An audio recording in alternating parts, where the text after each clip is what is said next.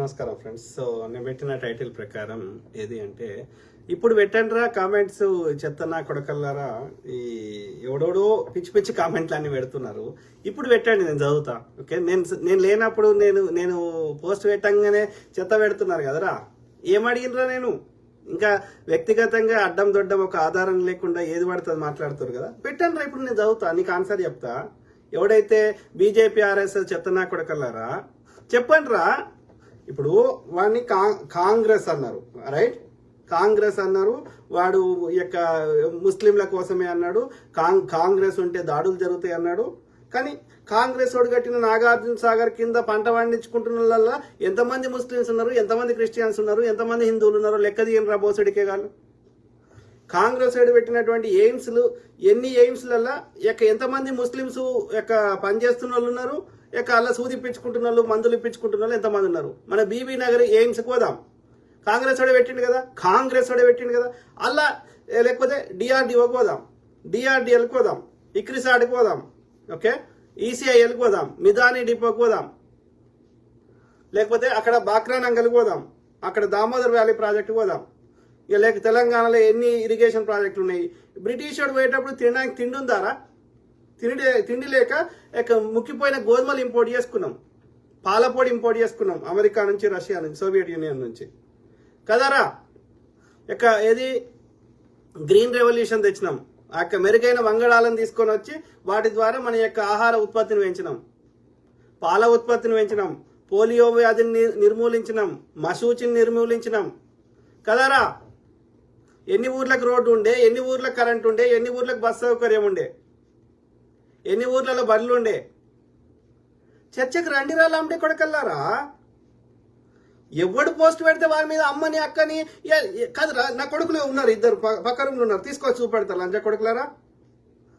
ఎవరికి చేసినరా కొంచెం లంచ కొడుకులారా, చూపెట్టరా లంచ కొడక.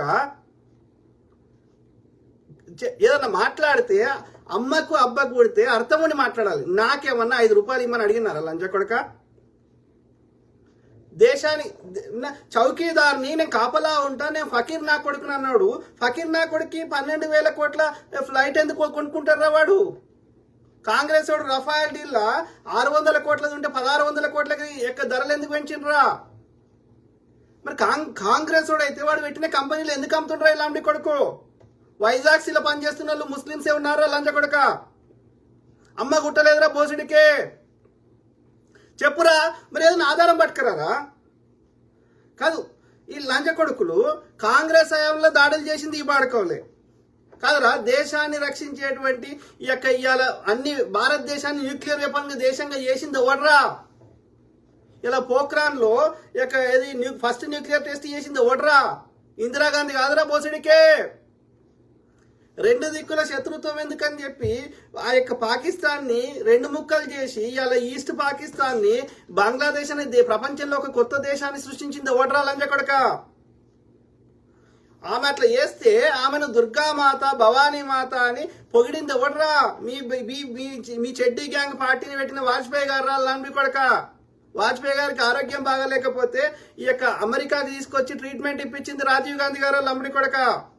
భారతదేశంలో కంప్యూటర్ రెవల్యూషన్ తెచ్చింది రాజీవ్ గాంధీ గారు, టెక్నాలజీని తెచ్చింది, టెలిఫోన్ సిస్టమ్ ఇంప్లిమెంట్ చేసింది ఇవాళ శామ్ పిట్రోడా అంటున్న ఆయన ద్వారా చేయించిండు రాజీవ్ గాంధీ గారు.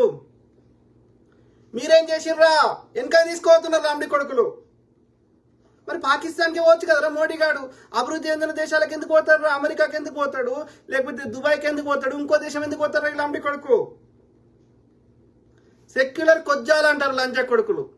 మరి అమెరికాలో ఉన్న ప్రజలు కూడా అట్లే అంటారా? మా దేశాన్ని క్రిస్టియన్ దేశం చేస్తాం, అమెరికాలో ఒక్క హిందువు నా కొడుకు ఉండొద్దు, నాసాలకి వెళ్ళిపోవాలి, ఇక్కడ ఐటీ కంపెనీలో ఒక్క హిందువు నా కొడుకు ఉండకూడదు అంటారు.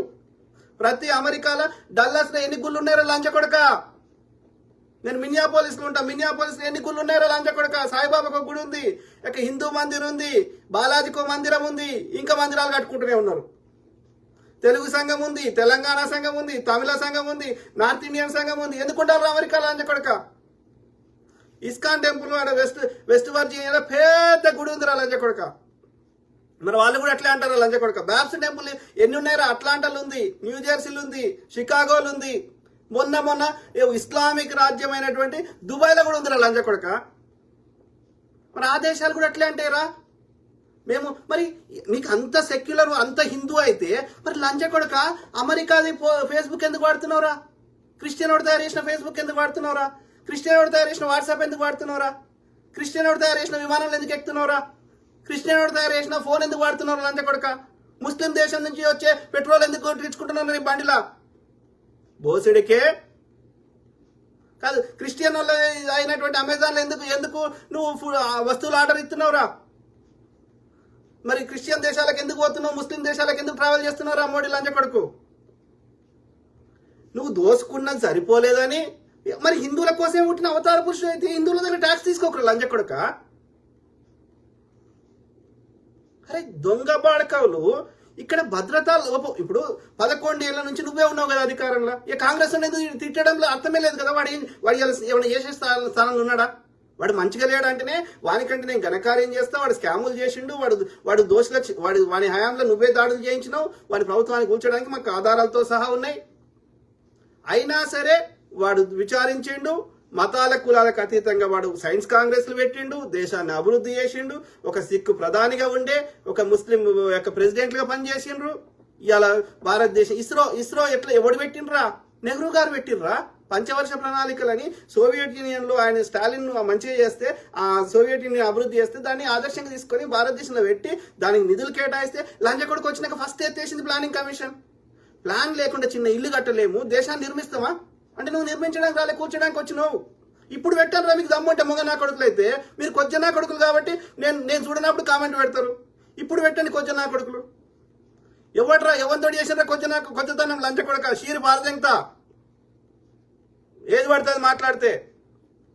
లంచా కొడుకులు ఏకాన పెడితే చెల్లని బాడకావులు, ఒక్క సబ్జెక్ట్ లేని నా కొడుకులు. నేనేమన్నా నా స్వార్థం కోసం నాకు నేను చదువుకోలేదు, నాకు చిన్న పోరగాళ్ళు గ్లోబల్ వార్మింగ్ గురించి అడిగితే అస్సాంలో వరదలు ఎందుకు వస్తున్నాయి అంటే నాకు చిన్నప్పుడు సర్ది అయ్యేది, సర్ది కాకపోతుంది అట్లా చెప్పలే నేను. అర్థమైందా?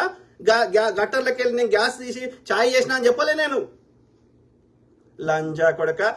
డాక్టర్ మన్మోహన్ సింగ్ గారు ఎన్నిసార్లు ప్రెస్ కాన్ఫరెన్స్ వచ్చిండ్రా? రాహుల్ గాంధీ ఎన్నిసార్లు వచ్చిండ్రా? మరి మోడీ గారు ఎందుకు రాడ్రా? పెళ్ళానికి చెప్పాల్సిన మన్ కీ బాతులు మాకెందుకురా? జనాలకి జన్ కీ బాతులు చెప్పాలి. మేము స్క్రిప్టెడ్గా వాడు మామిడికాయ జురుకొని తినడా పీక్కొని తినడా అది క్వశ్చన్ అంట. మరి ఎవడు అడగాలి? ఆ క్వశ్చన్ కూడా జర్నలిస్టులు అడగాలి. ఎవడు అడుగుతాడు? సినిమా యాక్టర్ అడుగుతాడు. ఎవ్వనికి మీరు చెప్తుంది సిగ్గు శరం లేని లంజా కొడుకులు. అర్థమైందా? షెడ్డి వేసుకొని ఆ యొక్క దేశాన్ని రక్షిస్తారట ఈ బాడకాలు. మరి మీరు చెప్పండి మిత్రులారు, దయచేసి అన్ని కులాల వారిని, అన్ని మతాల వారిని, ముఖ్యంగా హిందువులను అడుగుతున్నా. ఎవడైతే మోడీ అంటే కోసుకుంటా నన్ను బూతులు తిట్టకుండా సబ్జెక్ట్ చెప్పండి. బూతులు తిడితే నేను బ్లాక్ చేస్తా, గంతే, ఏం లేదు. ఎందుకంటే మీ దగ్గర విషయం లేదు కాబట్టి బూతులు తిడుతున్నావు. సబ్జెక్ట్ చెప్పు. ఇవాళ 11 ఏళ్ల నుంచి హిందువుల కోసమే అవతరించిన అవతార పురుషుడు వచ్చినాక ఇంకా ఎందుకు దాడులు జరుగుతున్నాయి చెప్పు. వాళ్ళని పాకిస్తాన్లకి వెళ్ళి వస్తుంటే మోడీ మరి సౌదీ అరేబియాలో కాపలా ఉంటుండా? మరి భద్రత ఆయన ఆర్మీ ఆఫీసర్ చెప్తుండు గత 3 ఏళ్ల నుంచి 2022 నుంచి ఇప్పటి వరకు 180,000 మంది రిక్రూట్మెంట్ చేయలేదని చెప్తున్నాడు. ఎందుకు చేయలేదురా లంచ కొడుకు? కాదు, మేము కట్టిన ట్యాక్సీలు ఆడిపోతాయి, జిఎస్టీ ఆడిపోతుంది, ఈ యొక్క ఎక్సైజ్ సుంకాలు ఆడిపోతున్నాయి, ఏడిపోతున్నాయి ఈ పైసలన్నీ. నాకు మళ్ళీ ఇవి కాకుండా ఉన్న కంపెనీ అన్ని అమ్ముకదొప్పుతుండు కదా, అది కూడా మార్కెట్ రేట్ అమ్ముతలేడు కదా, ఫ్రీకి ఇస్తుండు కదా దోస్తులకి. రైతులకు రుణాలు మాఫీ చేయడంట కానీ అదానిల కంపెనీలకు మాఫీ చేస్తాడంట. నల్లధనం తెస్తా అన్నాడు, వీడే 52 సూట్ కేసులు పెట్టి పంపించిండు అని. ఏది సుశీలా సేన్ దొరుకుతాడు వాడు, నీరవ్ మోడీ కానీ నరేంద్ర మోడీకి దొరకడు వాడు. ఎవరికి రా చెవులలో తామర పూలు పెడితే ఎన్నేళ్ళు పెడతారా? కాదు, మీరు చెప్పండి మిత్రులారా, మీ దండం పెడతా, మీకు పాదాభివందనం చేసి అడుగుతున్నా. వాడు కాంగ్రెస్ కదా, వాడు లేడు కదా 11 ఏళ్ల నుంచి. నువ్వే ఉన్నావు కదా, అడ్డదారులు మోసం చేసి గెలుస్తున్నావు కదా, అన్ని రాష్ట్రాల్లో కూడా కాంగ్రెస్ ప్రభుత్వానికి కూడా తీసేసినావు కదా. అయినా సరే ఎందుకు దాడులు జరుగుతున్నాయి మీరు చెప్పండి. ఇక వాట్ ఈస్ ద ఆల్టర్నేటివ్ మీరు చెప్పండి. వాళ్ళు ఎట్లా వచ్చిర్రు, ఎందుకు వచ్చిర్రు, ఎవరి లోపం అక్కడ? దేశ ప్రథమ పౌరులకి నువ్వు జీతాలు ఇవ్వలేని పరిస్థితుల్లో అగ్నివీరు ఎందుకు తెచ్చినావు? 4 ఏళ్ళు వాడుకొని పారేస్తే మరి 4 ఏళ్ళ తర్వాత ఏం చేయాలరా వాళ్ళు? మరి 4 ఏళ్ళు వాళ్ళకి అంత డెడికేషన్గా ఉంటుందిరా? నువ్వు పెన్షన్ ఇవ్వకుండా ఏమి ఇవ్వకపోతే వాళ్ళకి దేశం మీద ఉంటుందిరా? చెప్పండి. అంటే దేశ ప్రథమ పౌరులకు కూడా జీతాలు, మనం కాపాడేటువంటి ప్రథమ పౌరులకు కూడా జీతాలు ఇవ్వలేని దుస్థితులకి భారతదేశాన్ని తీసుకొచ్చిండు ఈ దరిద్రము చౌకీదార్ ముండా కొడుకు. 80 కోట్ల మందికి నేను దొడ్డు రేషన్ బియ్యం ఇస్తున్నా అని చెప్తుండు. అంటే 80 కోట్ల మంది నువ్వు ఇచ్చే దొడ్డు రేషన్ తినే స్థాయికి పేదోళ్ళని చేసిన ఎవరో లంజ కొడుక. అంటే వాడే ఒప్పుకుంటుండు కదా వీడు రాకముందు 80 కోట్ల మంది దొడ్డు రేషన్ బియ్యం తినలేదని. ఎవడు తింటాడు దొడ్డు రేషన్ బియ్యం? ఇప్పుడు సన్న బియ్యం ఇస్తే సంతోషంగా తింటున్నారు. దొడ్డు రేషన్ బియ్యం ఎవడు తింటాడు? పేదోడు తింటాడు. అంటే పేదోడు లెక్క 80 కోట్ల మందిని పేదోళ్ళని చేసిన అంటున్నావు. ఓటేసిన 100 కోట్ల మంది ఉంటే దేంట్లో మంచిగా చేసిండ్రా చెప్పండి రా. అరే అంధభక్తులు, చెడ్డీ గ్యాంగు, పిచ్చిలా కొడకల్లారా, పెండ ఆవు వద్దనే అది పారవోసుకుంటుంది. ఉత్సవ పెండ రక్తం పారవేది ఆవు, పాలను పారవేది ఆవు. ఉచ్చని పెండ ఎందుకు పారవస్తుంది? అది బగ్గా ఆపుకుంటే ఆయన చచ్చిపోతుంది. అది ఎవరికైనా అపెండిక్స్ వెళితే చచ్చిపోతాం.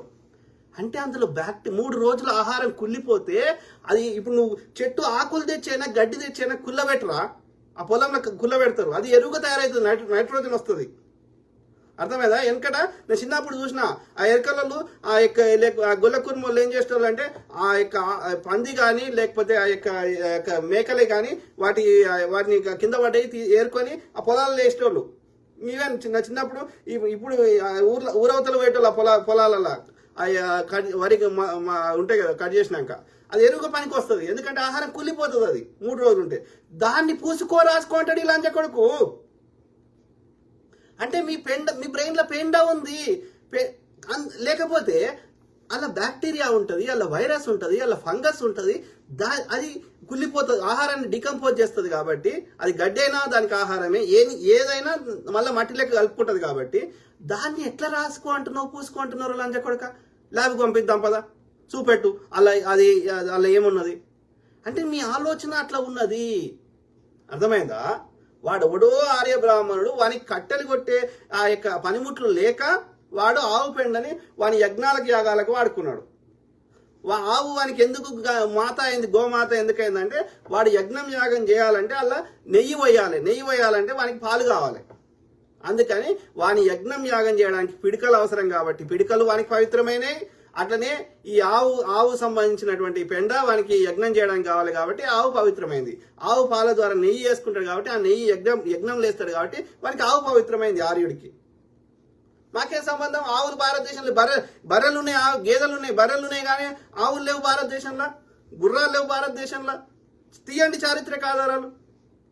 వాడు మా దేశపోడే కాదు, వాడు ఇక్కడికి వచ్చి మమ్మల్ని బతకనిస్తాడు లంచ కొడుకు. వానికి ఈ షాగంటి లంబడి కొడుకు, ఈ గరికపాటి లంబడి కొడుకు, ఈ షెడ్డీ గ్యాంగు లంచ కొడుకులు ఇప్పుడు పెట్టండి కామెంట్లు చదువుతా. నేనేమన్నా నాకు 5 రూపాయలు ఇమ్మన్నా, నాకు పదవి ఇమ్మన్నారా బోసుడికే? సిగ్గు శరం లేని బాడుకో. ఆలోచించండి మిత్రులారా. కాదు, వాళ్ళని దేశంలోకి రాకుండా కాపాడము, ఎవడన్నా ఇన్సిడెంట్ జరిగే కంటే ముందు రాకుండా ఏం చర్యలు తీసుకుంటారు అనేది లెక్క. మరి ఎక్కడ భద్రతా లోపం జరిగింది, దానికి ఇట్లా మళ్ళీ కాకుండా చేయాలంటే ఏం చేయాలి, అది కావాలి. తర్వాత విచారణ చేసి దోషులకు శిక్షలు వేయాలి. ఇవేం చేయడు ఈ లంచ కొడుకు. పోయి సడన్ గా పాకిస్తాన్ మీద సర్జికల్ స్ట్రైక్స్ అంటాడు. పాకిస్తాన్ మీద ఇది చేసినాడు. అది పాకిస్తాన్ చేసిండే నీకు ఏడ విచారణ చేసినవరా? ఇన్సిడెంట్ కాగానే పాకిస్తాన్ అంటాడు. అరే నీకు ముందే ఎట్లా తెలుసు పాకిస్తాన్ అని? అంటే నువ్వే చేయించినవా? ఇన్సిడెంట్ కాగానే పాకిస్తాన్ ఎట్లా తెలుసు? వాడు పైన తిప్పి నువ్వు ముస్లిమా లేదా చూసి అంత ఓపిక ఒక్కొక్కరిని చూసుకుంటే ఎట్లా కలుస్తారా? ఆడ వాళ్ళు డైరెక్ట్ ఉన్న వాళ్ళు ఏం చెప్తున్నారు, ఆ యొక్క దూరం నుంచి మేము వాళ్ళని చూడలేదు, దూరం నుంచి కాల్చిర్రు అని చెప్పారు. జనరల్గా దూరం నుంచే కాలుస్తారు. ఇక పాయింట్ బ్లాంక్ పెట్టి కాల్చడం అనేది అది అంత ఈజీ కాదు. అట్లా ఒక్కరిని కలుస్తారు, ఇద్దరిని కలుస్తారు పాయింట్ బ్లాంక్ లా. అంతమందిని ఎట్లా కలుస్తారా? అంటే ఓపెన్ గ్రౌండ్ ఉంటే అట్లా వాళ్ళు వస్తుంటే ఆర్మీ ఏం బిక్తుందిరా? వాడు ఎక్కడి నుంచో దూరం నుంచి గన్ను పట్టుకొని వస్తుంటాడు కదా, వస్తుంటే ఆర్మీ చూసుకుంటే కూర్చుందారా? అంటే ఈ లంబడి కొడుకులు చెప్పేదానికి పొంతం లేదు. అర్థమైందా? ఈ లంబడి కొడుకులే చేయించారు.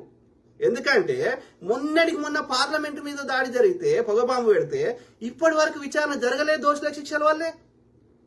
పుల్వామా దాడి జరిగింది, ఆ సత్యపాల్ మాలిక్ గారు క్లియర్గా చెప్పిండ్రు, అరే విమానాలు 5 హెలికాప్టర్లో పెడదాంరా అంటే వద్దు అన్నారు. పాకిస్తాన్ మీద రుద్దేద్దామన్నారు. కరెక్ట్ ఎన్నికల ముందు జరుగుతాయి ఏ దాడైనా.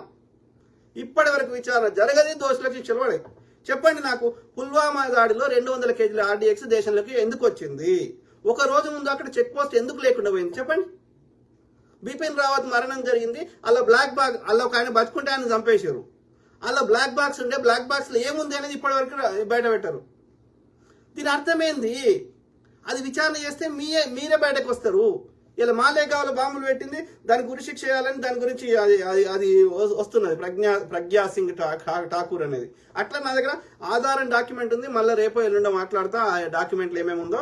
సో మనకు ఆధారంతో ఉంది ఆ కోర్టు డాక్యుమెంట్, ఎవరు దేశం అంతా ఈ ఎన్నికలు గెలవడానికి బీజేపీలు ఎక్కడెక్కడ చేయించారు అనేది.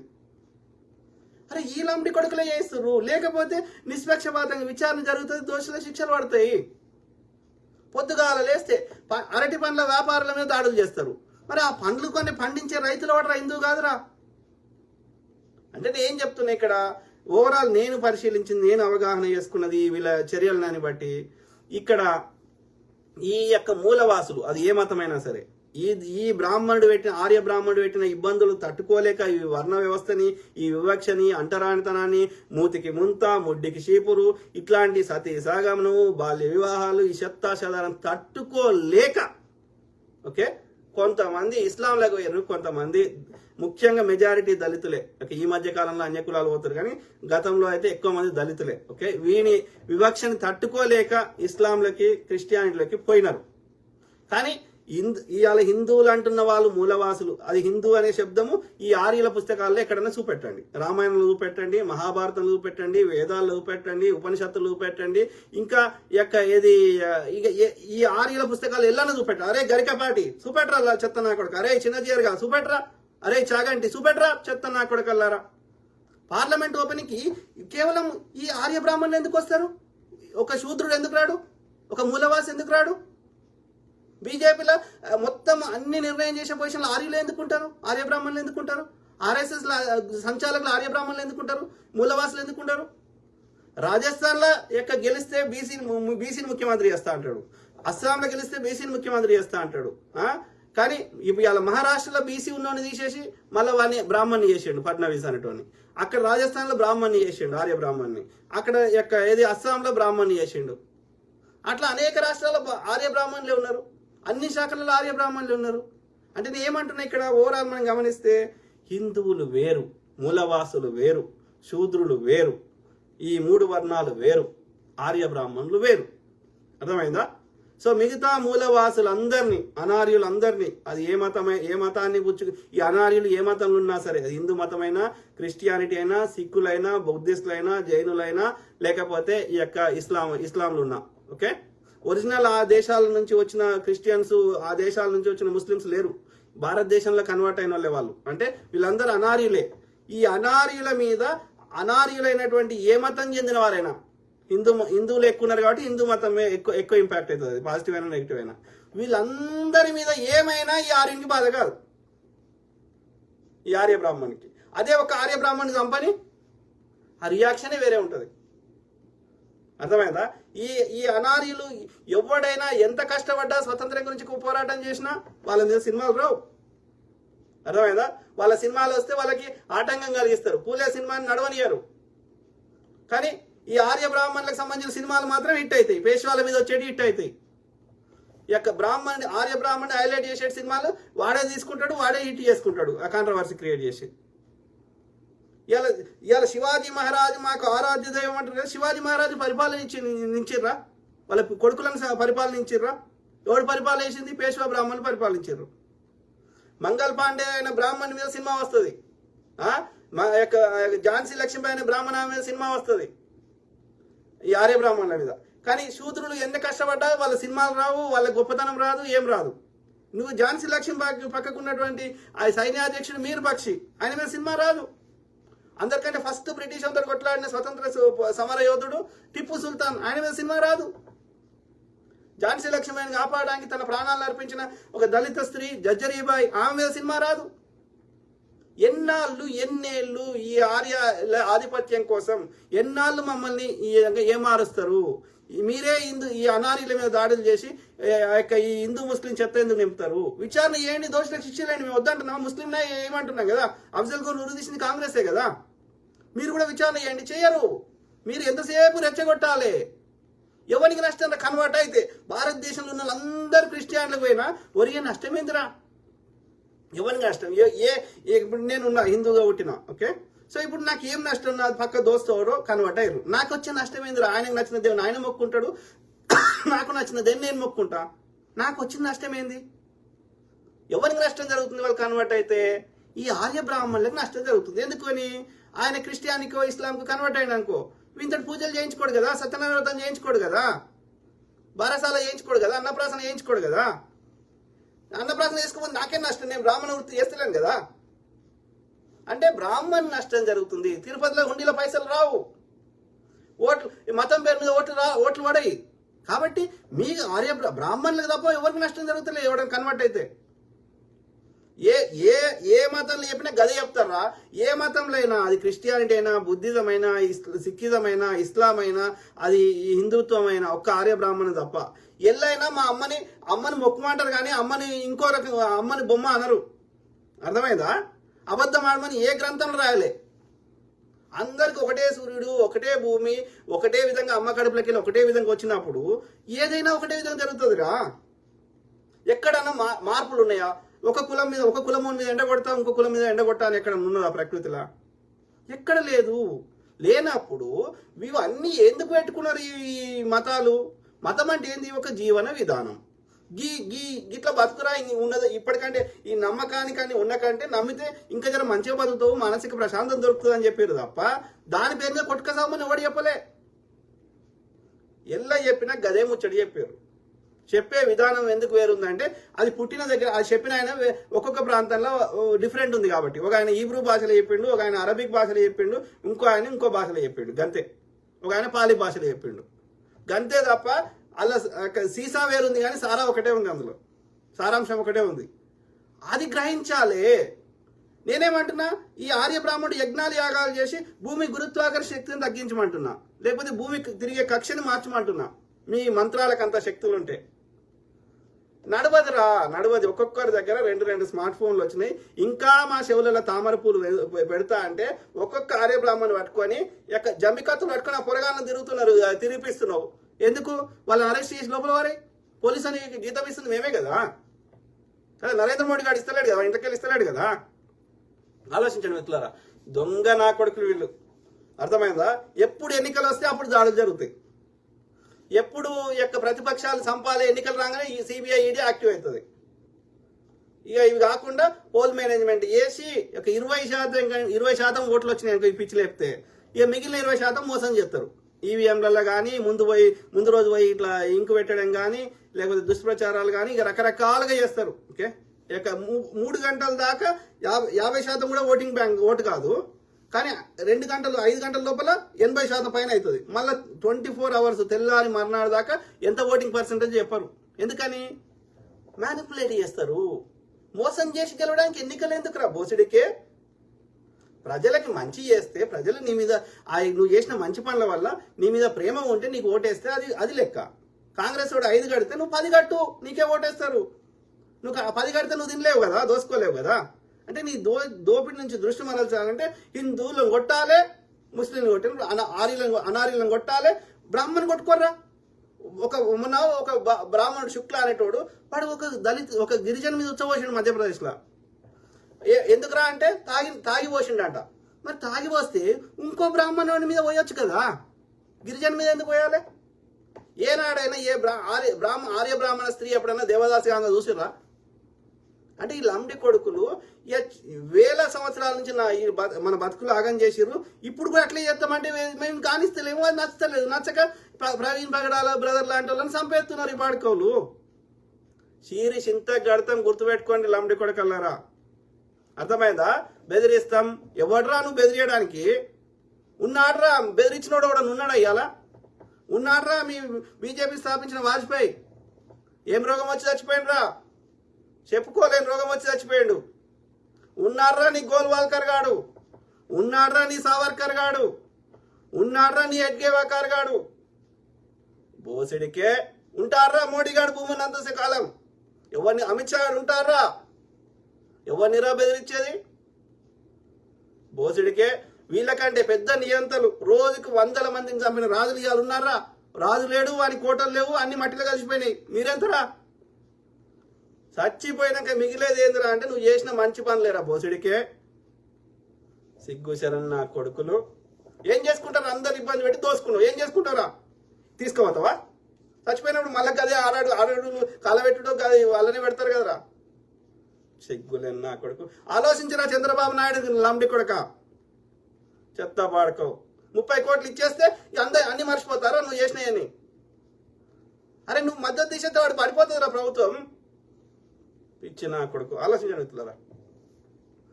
ఎవడు మాట్లాడితే వాని వ్యక్తిగతంగా ఇబ్బంది పెడతాం, వాని పెళ్ళాన్ని లేకుండా తిడతాము, ఒక ఆధారం లేకుండా ఏది పడుతుంది మాట్లాడతాము, వాని ఆర్థిక మూలాల మీద ఇబ్బంది పెడతాము. ప్రకృతి చూసుకుంటా కూర్చుంటాదిరా. బొల్లు ఎందుకు వచ్చిందిరా బొచ్చు? చెత్త నా కొడుక. సొంత పిల్లనిచ్చిన మామని చంపిండి ఇలాంటి కొడుకు. మళ్ళీ ఇవాళ నీతులు చెప్తున్నాడు. మళ్ళీ మామ బొమ్మ లేకపోతే వీడిని బతుకులేదు. వీడంటే ఐటీ పార్క్ పెట్టిండంట. మరి ఆంధ్రప్రదేశ్లో పెట్టరా చూద్దాం దమ్ముంటే. కనీసంగా పోలవరం కంప్లీట్ చేసే దమ్ము లేని నా కొడక. పిచ్చి పాడుకో. ఆలోచన ఆడు పవన్ కళ్యాణ్ గాడు వాడి పెళ్ళామే క్రిస్టియన్ చేసుకున్నాడు, మళ్ళీ వాడు సనాతన ధర్మం అంటాడు. పిచ్చి నా కొడుకులు. మళ్ళీ నాకు చెగువీర ఆదర్శం అంటాడు. ఒక్క సబ్జెక్ట్ నాలెడ్జ్ లేదు, ఒక 5 నిమిషాలు ఒక సబ్జెక్ట్ మాట్లాడలేడు. వీళ్ళు ఇవాళ రాజ్యాన్ని నడిపిస్తారంట, మనం చూసుకుంటూ కూర్చుంటామంట. ఆలోచించగలుగుతారా? ఓకే. ఏది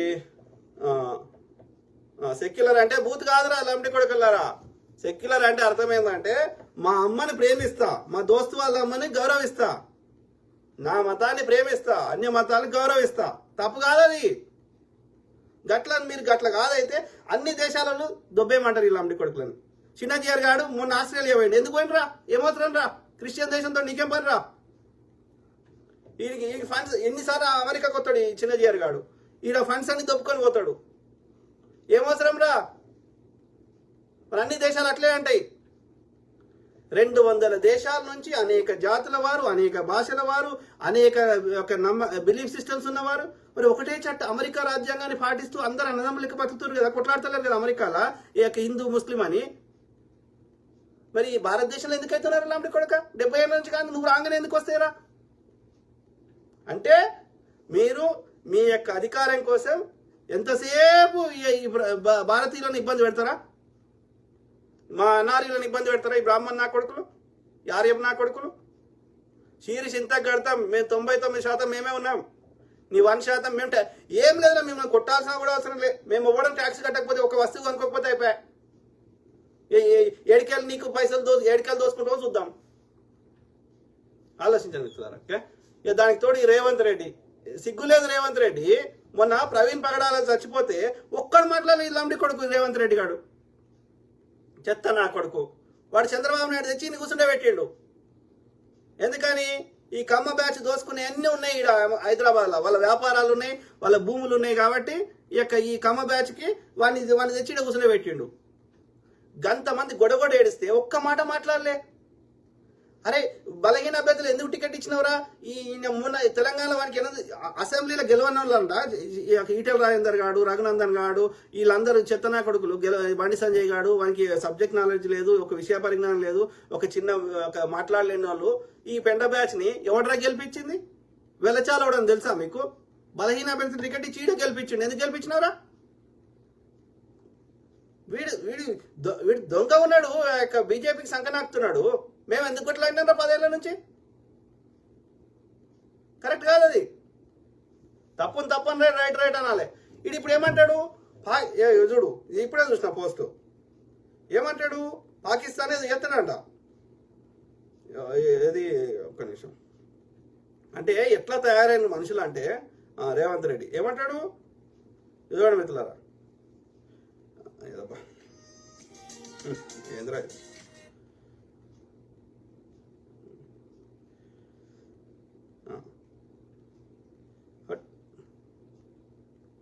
అరే ఒక ఫోటో ఇది కమ్మా.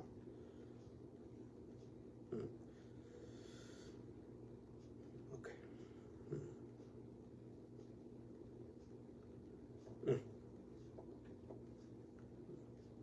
ఓకే. సో ఇది చూడండి మిత్రులారా. రేవంత్ రెడ్డి ఏమంటాడు? మొన్న మొన్న సోనియా గాంధీని అది ఈడీ చేస్తేనేమో ఆడ పోయిండు, జపాన్కి పోయిండు. మరి జపాన్ పోయి ఏం బిక్కొచ్చిండో దాని ఫలితాలు ఏందో తెలియదు. ఏమంటాడు ఇవాళ రేవంత్ రెడ్డి కామెంటు, పీఓకేను ఆక్రమించాలి, పాకిస్తాన్ 2 ముక్కలు చేయాల్సిందే, ఉగ్రముఖలను చంపేయండి, మోడీ గారు మా పూర్తి మద్దతు మీకు ఉంటుంది, సీఎం రేవంత్ రెడ్డి. హైదరాబాద్లో పాకిస్తాన్ పౌరులు ఉండడంపై సీఎం సీరియస్, రాష్ట్రంలో పాకిస్తాన్ పౌరుల కోసం జల్లెడ పడుతున్న పోలీసులు. ఇక్కడ చాలా విషయాలు ఉన్నాయి, మీరు చెప్పండి. రాష్ట్రంలో పాకిస్తాన్ పౌరుల కోసం జల్లెడ పడుతున్న పోలీసులు అని వీడు అంటాడు. ఆడ మోడీ గాడు వాడు అంధభక్తులు వాట్సాప్ యూనివర్సిటీలో ఏం షేర్ చేస్తారు, ఈడ ఇంతమంది పాకిస్తాన్ వాళ్ళు ఉన్నారు, ఇంతమంది రోహింగ్యాలు ఉన్నారు అంటారు. మరి వాళ్ళందరూ భారతదేశంలోకి వస్తుంటే 11 ఏళ్ళ నుంచి గుడ్డి గుర్రం పండ్లు తోముతుండ్రా ఈ లంబడి కొడుకులు? చెప్పండి. 11 ఏళ్ళ నుంచి కాంగ్రెస్ అధికారం లేదా కేంద్రంలో? దేశ భద్రత అనేది, బార్డర్ సెక్యూరిటీ ఫోర్సెస్ అనేది కేంద్ర పరిధిలో ఉంది కదా, భారత ఆర్మీలో ఒక విభాగం రక్షిస్తుంది కదా బిఎస్ఎఫ్, రైట్? మరి లంబడి కొడుకులు 11 ఏళ్ళ నుంచి వాళ్ళని ఎవరు రానిచ్చిండ్రా? అరే చెప్పురా రేవంత్ రెడ్డిగా, ఇవాళ పాకిస్తాన్ వాళ్ళని ఎవడు రానిచ్చిండు? నువ్వు మా పెద్దన్న మోడీ గాడే కదా. పాకిస్తాన్ అధికారం లేదు, కాంగ్రెస్ అధికారం లేదు కదా.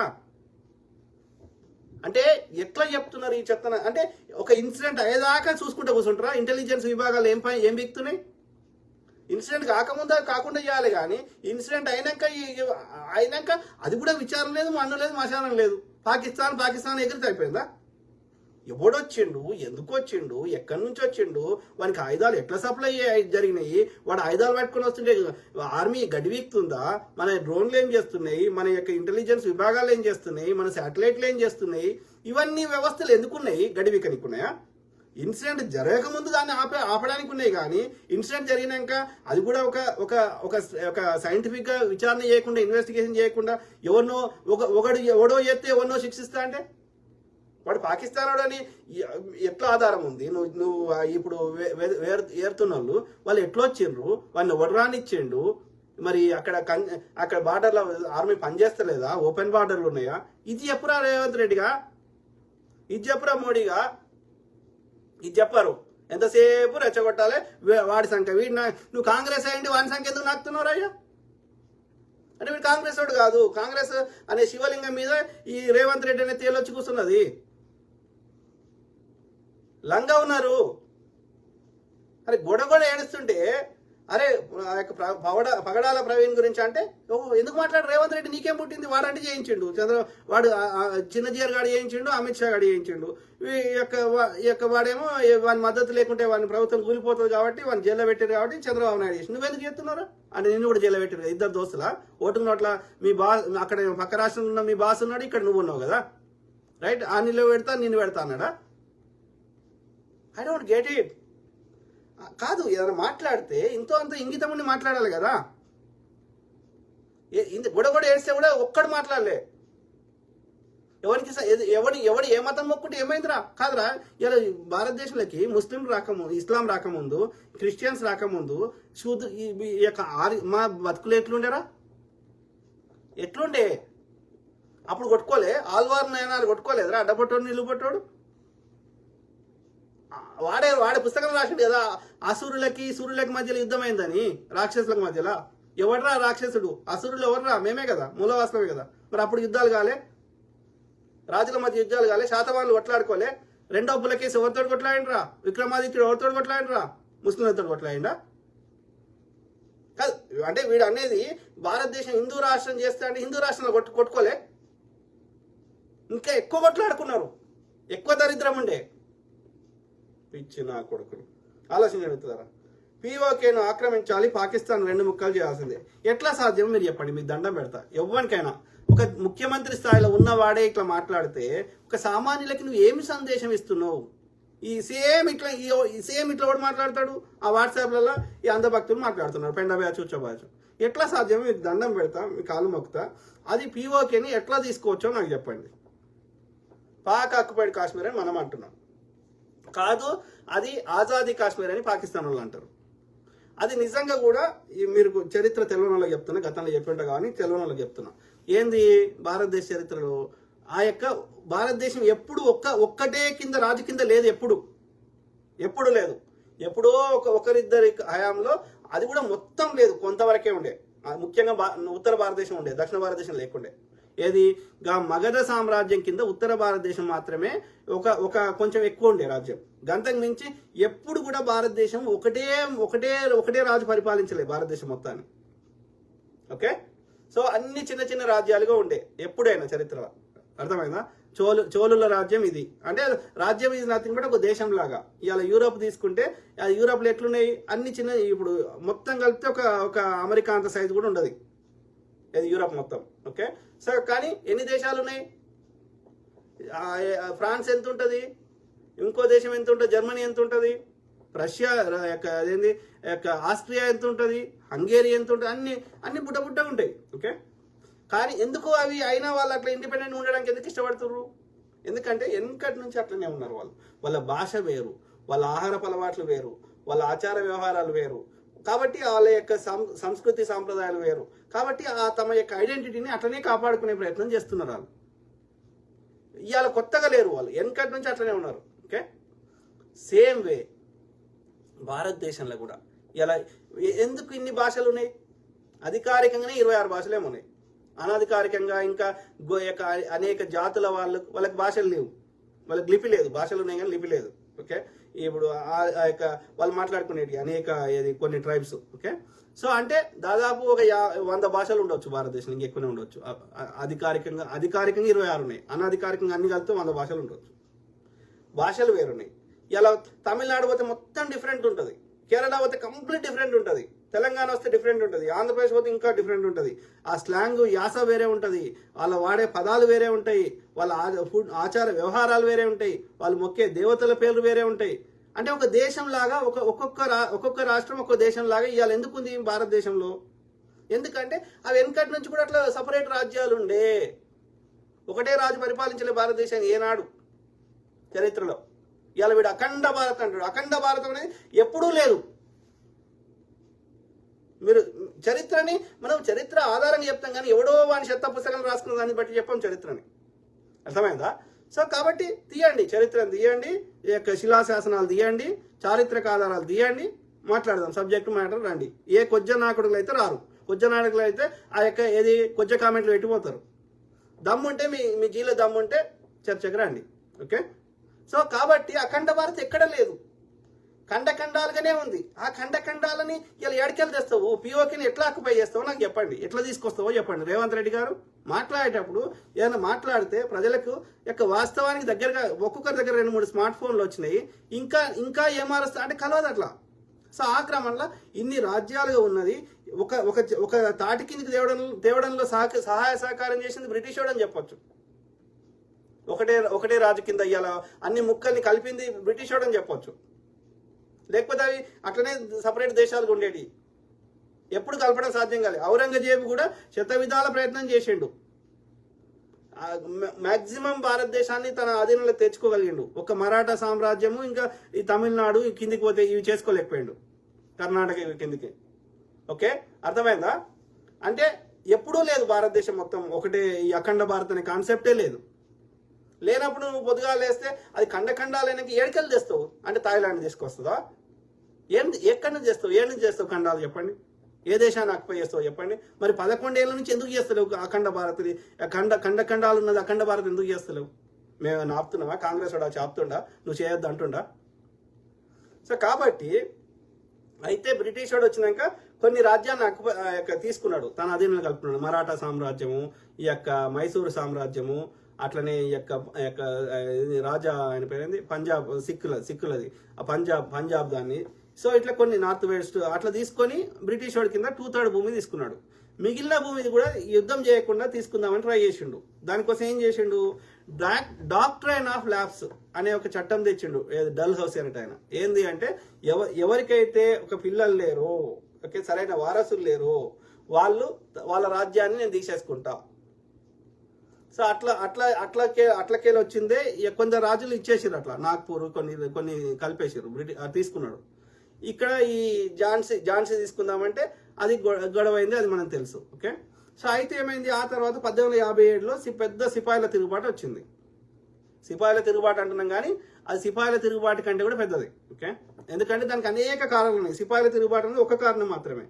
అవి కాకుండా వాళ్ళ రాజ్యాలను తీసుకుంటే వాళ్ళందరికీ కోపం వచ్చింది ఆ రాజులకి. కాకపోతే వాళ్ళందరూ కలిసికట్టుగా ఇప్పుడున్నంత టెక్నాలజీ లేదు కాబట్టి, బ్రిటిష్ అనుకున్న రైల్వే వ్యవస్థలు అన్నీ ఉన్నట్టు వాళ్ళకి లేవు కాబట్టి, వాళ్ళకి ఆ కమ్యూనికేషన్ లేక అది సపరేట్గా కొట్లాడే వరకు అది సక్సెస్ కాలేకపోయారు. ఒక యూనిట్ కింద ఉంటే సక్సెస్ అయ్యేవాళ్ళు. 1857 సిపాయిల తిరుగుబాటు. ఓకే, సిపాయిల తిరుగుబాటు అనొద్దు, అది ఏంటంటే స్వతంత్ర సంగ్రామం, మొదటి స్వతంత్ర సంగ్రామం అనొచ్చు ఒక రకంగా చెప్పాలంటే. ఓకే, సో ఆ విధంగా అందరూ కొట్లాడిరు ఏది బ్రిటిష్ వాళ్ళకి వ్యతిరేకంగా, కానీ వాళ్ళు సక్సెస్ కాలేకపోయారు. సో అయితే ఇక్కడ ఏం చెప్తున్నా అంటే అయితే వాడు ఏం చేసిండు, 2/3 భూమే మొత్తం తీసుకుందామని ట్రై చేస్తే వర్కౌట్ కాలే, అది ఫెయిల్ అయిపోయారు. ఇక అప్పటికే ఇంత తిరుగుబాటు వచ్చే వరకు వాళ్ళు తట్టుకోలేకపోయారు బ్రిటిష్ రాజ్యం. ఎందుకంటే వాళ్ళ బ్రిటిష్ వాడు పరిపాలించిన అన్ని దేశాలకి వెళ్ళి అత్యంత సంపన్న దేశము, వాళ్ళకి బంగారు బాతగుడ్డు లాంటిది, ముడి సరుకుని ఇస్తుంది, వాళ్ళకి కావాల్సిన ఆర్మీని ఇస్తుంది, వారి అన్నిటికీ యుద్ధాలకి అన్నిటికీ వాళ్ళకి అన్ని రిసోర్స్గా ఉండేది భారత్, పెద్ద దేశం. ఈ భారతదేశాన్ని వాళ్ళు వదులుకోవడానికి 1% సిద్ధంగా లేరు. వీళ్ళందరూ కంబైన్ కొట్లాడంటే వాళ్ళు వచ్చిన 3000 బ్రిటిష్ సైనికులని వీళ్ళకి చంపేయడం పెద్ద విషయం కాదు ఇక్కడున్న రాజులకి, వీళ్ళ సైన్యానికి, వీళ్ళకున్న ఏనుగులకి, వీటన్నిటికీ. సో అందుకని ఏం చేసింది బ్రిటిష్ రాని భయపడి ఏం చేసింది, ఆ ఈస్ట్ ఇండియా కంపెనీ రద్దు చేసి ఇండియా యాక్ట్ అని తెచ్చింది. ఇండియా యాక్ట్ తెచ్చి ఇక అంతకుముందు ఉన్న మొత్తం వ్యవస్థ ఈస్ట్ ఇండియా కంపెనీ తీసేసి ఆమెనే డైరెక్ట్ పరిపాలించడం స్టార్ట్ చేసింది. ఆ విధంగా అది బ్రిటిష్ రానే పరిపాలించింది. అందుకే బ్రిటిష్ రాజు అంటారు. 1857 తర్వాత వచ్చింది, 58, 59 ఆ యుద్ధం అయినాక. అంతకంటే ముందు పరిపాలించింది ఈస్ట్ ఇండియా కంపెనీ. ఓకే, అర్థమైందా? సో ఆ విధంగా 1857 సిపాయిల తిరుగుబాటు తర్వాత ఇది మనకి ఆ రాణి ఇండియా చట్టాలు తెచ్చి పరిపాలనలో కూడా మనం భాగస్వామ్యం చేసే ప్రయత్నం చేసింది. ఆ విధంగా మనకి ఆ వ్యతిరేకత రావద్దు, వీళ్ళందరూ మళ్ళీ మన మీద వ్యతిరేకంగా కొట్లాడొద్దని. సో అర్థమైందా? అట్లా అందుకనే ఆ తర్వాతనే ఇండియన్ పోలీస్ వ్యవస్థ, ఇండియన్ ఎడ్యుకేషన్, ఇవన్నీ వాళ్ళు తెచ్చినాయి, బ్రిటిష్ వాళ్ళు తెచ్చినాయి, ఇప్పటికి మనం వాడుతున్నాయని. పార్లమెంట్ వ్యవస్థ, ఇప్పుడు రాజ్యాంగంలో ఉన్న అనేకవి కూడా అంతకుముందు ఉన్న చట్టాలే, బ్రిటిష్ వాడు పెట్టిన చట్టాలే. ఓకే, సో అయితే బ్రిటిష్ వాడి ఇంపాక్ట్ ఇలా భారతదేశంలో చాలా ఉంది అని చెప్తున్నా. ఓకే, ఈ వెస్టర్న్ ఎడ్యుకేషన్, మకాల్ ఎడ్యుకేషన్, ఇవన్నీ. సో అయితే ఈ క్రమంలో ఏం చెప్తున్నా ఇక్కడ ఓవరాల్ స్టోరీ అంటే అయితే ఈ బ్రిటిష్ రాణి రాజ్యం కింద వచ్చింది కదా, 2/3 భూమి వచ్చింది. మిగిలిన 1/3 భూమిని కూడా కలుపుకునే ప్రయత్నం చేస్తే వీళ్ళు తిరుగుబాటు చేశారు. ఎవరు? ఈ మిగతా రాజ్యాల వారు. సో చేసే వరకు ఆమె ఏం చేసింది, ఇక నుంచి మేము ఏ రాజ్యం యొక్క భూమి మేము కలుపుకోమని చెప్పింది. అందుకని మిగిలిన 1/3 భూమి కలుపుకోలే, 2/3 భూమి కలుపుకుంది, పెద్ద పెద్ద రాజ్యాలు కలుపుకుంది. ఇక్కడ మద్రాసు, అక్కడ బొంబాయి, అక్కడ బెంగాల్. మొఘళ్ళ కాలంలో అత్యంత సంపన్నమైన సుబాలు ఏవి అంటే ఈ హైదరాబాదు అండ్ అక్కడ బెంగాల్. ఓకే, సో వాళ్ళు మెయిన్గా స్టార్ట్ అయినాయి ఈ పోర్ట్ సిటీలు 3, ఇక్కడ మద్రాసు, అక్కడ బొంబాయి, అక్కడ కలకత్తా. సో ఇక్కడ నుంచి వాళ్ళు ఎక్స్పాండ్ అవుతూ వచ్చి అక్కడ నుంచి ఇప్పుడు తర్వాత మరాఠా సామ్రాజ్యము, ఇక్కడ కర్ణాటక అంటే ఇక్కడ ఇది మన మైసూర్ సామ్రాజ్యము, అక్కడనేమో ఇది సింధు బెలూచిస్తాన్. ఓకే, పాకిస్తాన్ అంటే ఇప్పుడున్న పంజాబ్ అండ్ పాకిస్తాన్ మొత్తం. అర్థమైందా? పంజాబ్ అవన్నీ కలిపే ఉండే. ఆయన పేరు నేను మర్చిపోతే, రాజా ఆయన పేరేంది, సిక్ ఆయన ఫేమస్ ఆయన. ఓకే, సో అయితే ఇవన్నీ కలుపుకుంది కదా. అయితే ఈ కొత్త చట్టం 1857 సిపాయిలు మొదటి స్వతంత్ర సంగ్రామం తర్వాత ఇక నుంచి తనలో ఈస్ట్ ఇండియా కంపెనీ రద్దు చేసి కొత్త ఇండియా యాక్ట్ తెచ్చి ఆ తర్వాత ఇక నుంచి బ్రిటిష్ రాణి తానే స్వయంగా పరిపాలిస్తూ మనకి పరిపాలనలో భాగస్వామ్యం కల్పిస్తూ వీటితో పాటు ఇంకేం చేసింది అంటే ఇక నుంచి మేము ఒక్క స్వతంత్ర రాజ్యాన్ని మేము కలుపుకోం. అంటే మిగిలిన 1/3 భూమి ఏ రాజుల కింద ఉందో అది అట్లనే ఉంటుంది, ఆ రాజులే పరిపాలిస్తారు. కాకపోతే మీకు సొంత ఆర్మీ ఉండొద్దు. అర్థమైందా? సో అందుకని ఆ సైన్య సహకార అటనే మా రాయబారి మీ రాజ్యంలో ఉంటాడు.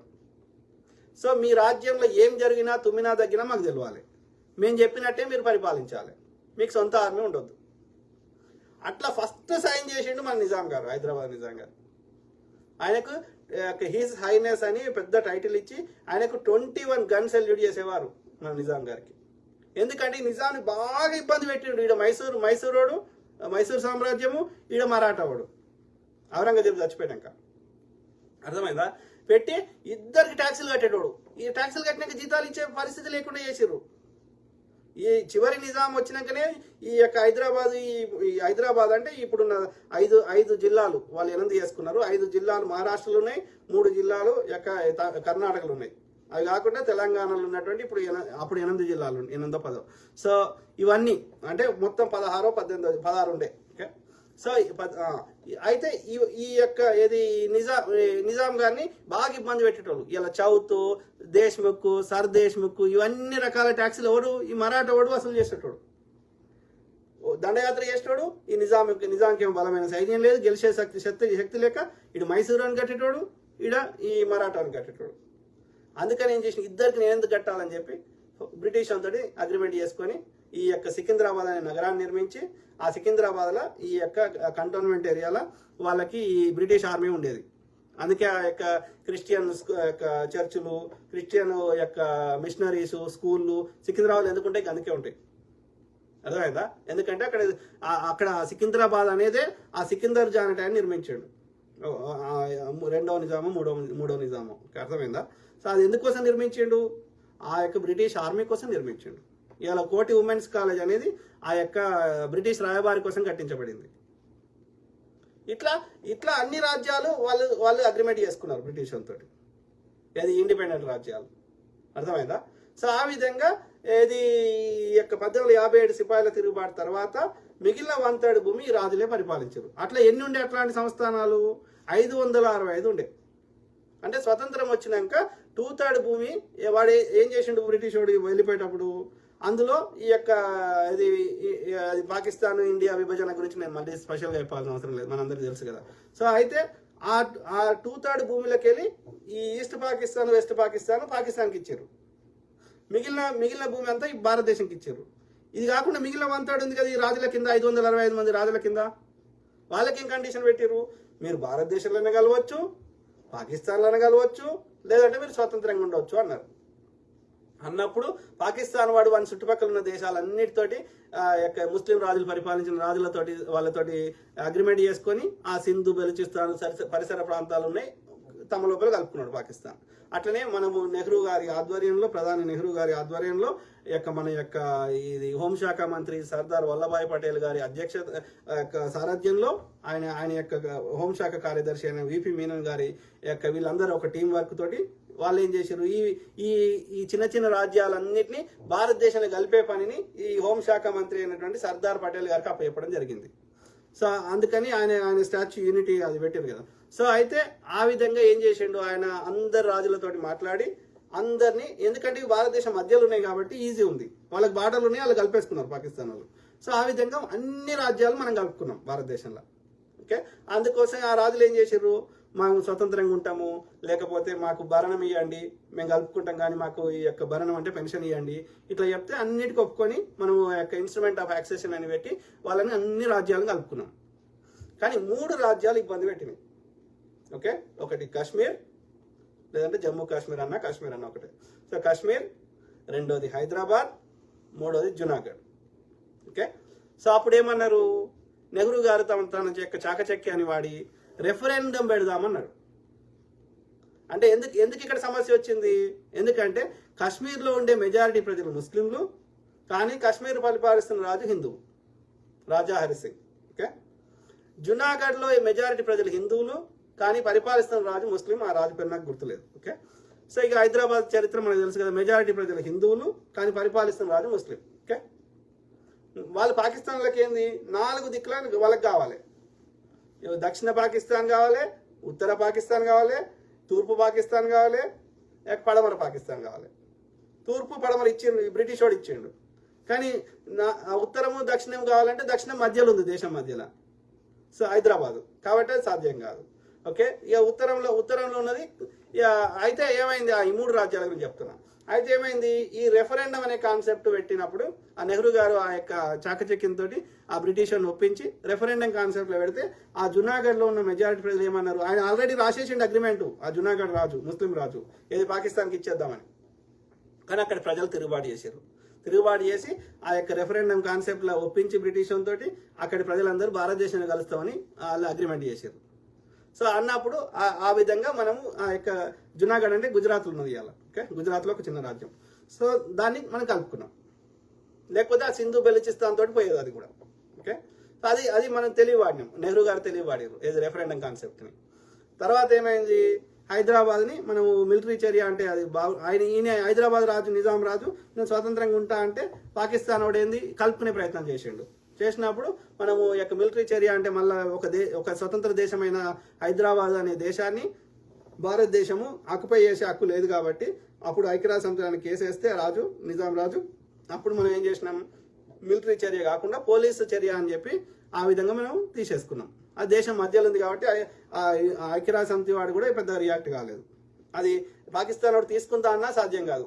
ఎట్లా వస్తాడు పాకిస్తాన్ వాడు, ఎట్లా పరిపాలిస్తాడు, దేశం మధ్యలోకి ఎట్లా రావస్తుంది, బార్డర్లు ఉంటే రావచ్చు కానీ. కాబట్టి హైదరాబాద్ అది మనం పోలీస్ చర్య ద్వారా తీసేసుకున్నాం, లేదా మిలిటరీ చర్య ద్వారా తీసుకున్నాం. రెండు అయిపోయినాయి. ఇక మిగిలిన సమస్య ఏంది, కాశ్మీర్ అనేది స్వతంత్ర రాజ్యంగా ఉన్నది. రాజా హరిసింగ్ అనేట పరిపాలిస్తున్నాడు. అయితే ఏం చేసిండు పాకిస్తాన్ వాడు, వాళ్ళ యొక్క ఆర్మీని పెట్టేసి కబ్జా పెట్టే ప్రయత్నం చేసిండు. కొంత కబ్జా పెట్టిండు. ఇలా పీఓకే అంటున్న ప్రాంతాన్ని, లేదంటే వాళ్ళు ఆజాదీ కాశ్మీర్ అంటారు, దాన్ని కబ్జా పెట్టిండు. పెట్టగానే ఆ రాజా హరిసింగ్ ఆయనకు బలమైన ఆర్మీ లేదు. ఎందుకంటే పాకిస్తాన్ ఆర్మీ దగ్గర మంచి ఆయుధాలు ఉన్నాయి. ఉండే వరకు ఏమైంది, ఈ యొక్క వాళ్ళ ఆర్మీకి ఓడిపోతున్నారు. ఆయనతో మనం కామ్గా ఉంటే మొత్తం కబ్జా పెట్టేస్తాడని ఆయన భయపడ్డాడు, మొత్తం పాకిస్తాన్లో కలిపేసుకుంటాడని. ఎవరు, రాజా హరిసింగ్, కాశ్మీర్ రాజు. భయపడి ఏం చేసిండు, నెహ్రూ గారి మన యొక్క భారతదేశ ప్రధాని అయినటువంటి నెహ్రూ గారి దగ్గరికి వచ్చి అయ్యా మమ్మల్ని కాపాడు అని అడిగాడు. అడిగితే నేను కాపాడా, నువ్వు కాశ్మీర్ రాజ్యాన్ని మా దేశాన్ని కలిపితేనే మేము మీకు కాపాడుతామని చెప్పాడు. అంటే ఆ రాజు ఏమన్నాడు, మేము కలుపుతా, నాకేం అబ్జెక్షన్ లేదు, కాకపోతే మాకు స్వయం ప్రతిపత్తి కావాలి, నేనే పరిపాలిస్తా, మా భూమిని ఎవరు కొనుక్కునే హక్కు లేదు, ఇట్లా ఇవన్నీ ఒప్పుకుంటేనే కలిపిండు. దాన్నే ఏమంటారు, ఈ ఆర్టికల్ 370 అంటారు. అర్థమైందా? ఈ ఆర్టికల్ 370 ఒప్పుకుంటేనే ఆ రాజు మనకు కలిపిండు. లేకపోతే ఆయన స్వతంత్రంగా ఉంటే పాకిస్తాన్ వాడు కబ్జా పెట్టేటోడు. అర్థమైందా? దీనికి తోడు ఐక్యరాజ్య ఇంకా బ్రిటిష్ వాడు మొత్తానికి వెళ్ళిపోలే. రిపబ్లిక్ ఆఫ్ ఇండియా వచ్చేదాకా బ్రిటిష్ వాడికి కీలక శాఖలు బ్రిటిష్ వాడి కాలంలో ఉన్నాయి. అప్పుడు స్వతంత్రం వచ్చినప్పుడు ఏమన్నారు, ఇండియాని డొమినియన్ ఆఫ్ ఇండియా అన్నారు, పాకిస్తాన్ డొమినియన్ ఆఫ్ పాకిస్తాన్ అన్నారు 1947లో. అంటే 47 నుంచి 1950 రాజ్యాంగం అమల్లోకి వచ్చేదాకా, రిపబ్లిక్ ఆఫ్ ఇండియా అయ్యేదాకా. ఓకే, రిపబ్లిక్ డే అంటే ఏంది, సర్వసత్తాక సామ్యవాద గణతంత్ర దినోత్సవం అంటారు కదా. అంటే 100% పరిపాలన మన చేయలేక వచ్చింది, మన సొంత రాజ్యాంగం రాసుకున్నాము ఎప్పుడు అంటే 1950 జనవరి 26 నుంచి లెక్క. ఓకే, అంతకంటే ముందు ఏంది మరి 1947 నుంచి ఏంది, పరిపాలన మన చేయలేక వచ్చింది కానీ మొత్తం పూర్తి పరిపాలన మన దగ్గర లేదు. కీలక శాఖలు బ్రిటిష్ వాళ్ళ దగ్గరనే ఉండే. అర్థమైందా? ముఖ్యంగా 3 శాఖలు, ఆర్మీ, తర్వాత external affairs and communication related. ఈ 3 శాఖలు బ్రిటిష్ వాళ్ళ దగ్గరనే ఉండే. అంటే ఆ 3 ఏళ్ళు ఈ రాజ్యాంగం రాసుకునే దాకా అధికార మార్పిడి జరుగుతున్నది. అర్థమైందా? అందుకే అప్పుడు ఏమన్నారు, dominion of India, dominion of Pakistan అన్న 50 దాకా, 1950 దాకా. 50 నుంచి రిపబ్లిక్ ఆఫ్ ఇండియా అయింది. అర్థమైందా? ఇది అధికార మార్పిడి, ఇది వెరీ కామన్. ఆ స్వతంత్రం రాలేదు, అది స్వతంత్రమే కాదు, యువతతో ఏదో మాట్లాడుతుంది. గాంధీ గారు కొట్లాడింది కేవలం స్వతంత్రం గురించి కాదు. గాంధీ గారు కొట్లాడడం వల్ల కొత్త ఇండియా చట్టాలు తెచ్చి పరిపాలనలో మనల్ని భాగస్వామ్యం చేసిర్రు. ఎన్నికలనే కాన్సెప్ట్ వచ్చింది. అర్థమైందా? స్వయం పరిపాలన వచ్చింది. కొట్లాడకపోతే మన ప్రాతినిధ్యమే ఉండకపోతుండే. సో కాబట్టి వీళ్ళకి తెలియదు, కంగనా రనౌత్కి ఈ పెండ బ్యాచ్కి ఏ విషయం మీద అవగాహన ఉండదు. ఎంతసేపు చెత్త ప్రచారం చేసుడు తప్ప, లేదంటే ఆధారం లేకుండా అమ్మని అక్కని తిట్టడం తప్ప, పిల్లాన్ని ఇంకొని తిట్టడం తప్ప. సబ్జెక్ట్ మాట్లాడుతున్నాం. అయితే అన్నప్పుడు ఇది ఈ యొక్క కాశ్మీర్ చరిత్ర. ఆ తర్వాత రాజు మన ఇన్స్ట్రుమెంట్ ఆఫ్ యాక్సేషన్ చేసి కలిపిన తర్వాత ఇప్పుడున్న రిమైనింగ్ భూమి మన దగ్గర ఉంది. ఆ కొద్ది భూమి పాకిస్తాన్ దగ్గర ఉంది. ఆ ఆజాదీ కాశ్మీర్ అనేది కూడా ఇండిపెండెంట్ ఉంది. ఇలా ఇండిపెండెంట్ ఉంది. కేవలం ఏంటంటే కొన్ని శాఖలే పాకిస్తాన్ గవర్నమెంట్ దగ్గర ఉన్నాయి. ఆ ఆజాదీ కాశ్మీర్కి సపరేట్ ప్రధాని ఉంటాడు ఇప్పటికీ. అర్థమైందా? సో ఇప్పుడు దాన్ని ఎట్లా తీసుకొస్తారో మీరు చెప్పండి. పాకిస్తాన్ అనేది ఒక న్యూక్లియర్ దేశం, న్యూక్లియర్ వెపన్ ఉన్న దేశం. ఇండియా కూడా న్యూక్లియర్ వెపన్ ఉన్న దేశం. అమెరికా వాడు ఇప్పుడు ట్రంప్ కూడా ఏమంటుండు, పాకిస్తాన్ మా మిత్ర దేశమే అంటుండు, అమెరికా మా మిత్ర దేశమే అంటుండు. మనకి F-16 యుద్ధ విమానాలు అమ్మితే ఇంతకంటే బెస్ట్, ఇంకా బెస్ట్ విమానాలు పాకిస్తాన్కి అమ్మేయండు. ఓకే, చైనా వాడు మంచి దోస్తు చేసుకున్నాడు పాకిస్తాన్ తోటి. ఓకే, వాళ్ళు యొక్క ఏది బందర్గావ్ అంటే ఏమంటారు, ఈ పోర్ట్ సిటీ కడుతున్నారు. ఆ యొక్క ఏది అక్కడ చైనా వాడి అక్కడెక్కడ నాకు ఆ పేర్లు మర్చిపోయినా, వాళ్ళు యొక్క రోడ్డు మార్గం కూడా వేసుకున్నారు చైనాకి పాకిస్తాన్కి. సో అంటే పాకిస్తాన్కి మీద ఏలు పెట్టినా కాలు పెట్టినా పాకిస్తాన్ వాడు న్యూక్లియర్ వెపన్ వాడచ్చు. మొత్తం ఇస్లాం దేశాలన్నీ పాకిస్తాన్ మద్దతు ఇస్తాయి. రైట్, ఇస్లాం దేశాలు చెప్తే ఇలా ట్రంప్ గారితో సహా వింటాడు. సౌదీ చెప్పినా, దుబాయ్ చెప్పినా, ఇంకో దేశం చెప్పినా. రైట్, ఇలా మన చుట్టుపక్కల దేశాలన్నీ చైనాతోటి దోస్తులైనవి, ఇంక్లూడింగ్ శ్రీలంక, ఇంక్లూడింగ్ నేపాల్తో సహా. ఆయా దేశాల్లో ఇంక్లూడింగ్ బంగ్లాదేశ్తో సహా ఆ దేశాల్లో చైనా వాళ్ళు యొక్క అన్ని ప్లాంట్స్ అన్ని కడుతున్నారు. ఆఫ్రికా దేశంలో అన్ని ఇన్వెస్ట్మెంట్ చేస్తున్నారు చైనా వాళ్ళు. రైట్, అట్లనే ఇప్పుడు చైనాకి హాంకాంగ్ని తీసుకోవాలని ఉన్నది, తైవాన్ కలుపుకోవాలని ఉన్నది. మరి ఎందుకు కలుపుకోలేకపోతుంది చైనా? మనకంటే పెద్ద దేశము, అన్ని జనాభా ఎక్కువ ఉంది, ఆర్మీ పవర్ ఎక్కువ ఉంది, యొక్క ఆయుధాలు తయారు చేసే శక్తి ఉంది. అమెరికాకి ధీటుగా సూపర్ పవర్ కావాలని ట్రై చేస్తున్నది. 20 ట్రిలియన్ ఎకానమీ ఉన్నది. అయినా కానీ చిన్న దేశాలను ఎందుకు కలుపుకోలేకపోతున్నది? అమెరికా ఇప్పుడు కెనడా 51 రాష్ట్రం చేసుకుంటా అంటుంది, గ్రీన్లాండ్ కలుపుకుంటా అంటుంది. ఎందుకు కలుపుకుంటలే ట్రంప్? మరి మనకంటే భూమి 4 అంతల పెద్దగా ఉంది, జనాభా తక్కువ ఉన్నది, రిసోర్స్ ఎక్కువ ఉన్నాయి, అత్యాధునికమైన టెక్నాలజీ ఉంది, ప్రపంచం లెక్కలు లేని టెక్నాలజీ ఉంది, ఇంత సూపర్ పవర్ ఉంది. మరి ఎందుకు కలుపుకుంటలేదు? చిన్న గ్రీన్లాండ్ ఎందుకు కలుపుకుంటలేదు? కెనడాని ఎందుకు కలుపుకుంటలేదు? కెనడా భూమి పెద్దగా ఉంది కానీ జనాభా లేదు, ఎందుకు కలుపుకుంటలేదు? అమెరికాతోటి 1%కు గెలవరాలు, ఎందుకు కలుపుకుంటలేదు? అమెరికా చుట్టుపక్కల ఉన్న ఎన్నో దేశాలను ఎందుకు కలుపుకుంటలేదు? గంత పెద్ద రష్యా, బుడ్డ చిన్న ఉక్రెయిన్ ఎందుకు కలుపుకోలేకపోతుంది 3 ఏళ్ల నుంచి? మరి ఇజ్రాయెల్ పాలస్తీన్ కలుపుకోవాలని ట్రై చేస్తున్నది, మరి ఎందుకు కలుపుకోలేకపోతున్నది?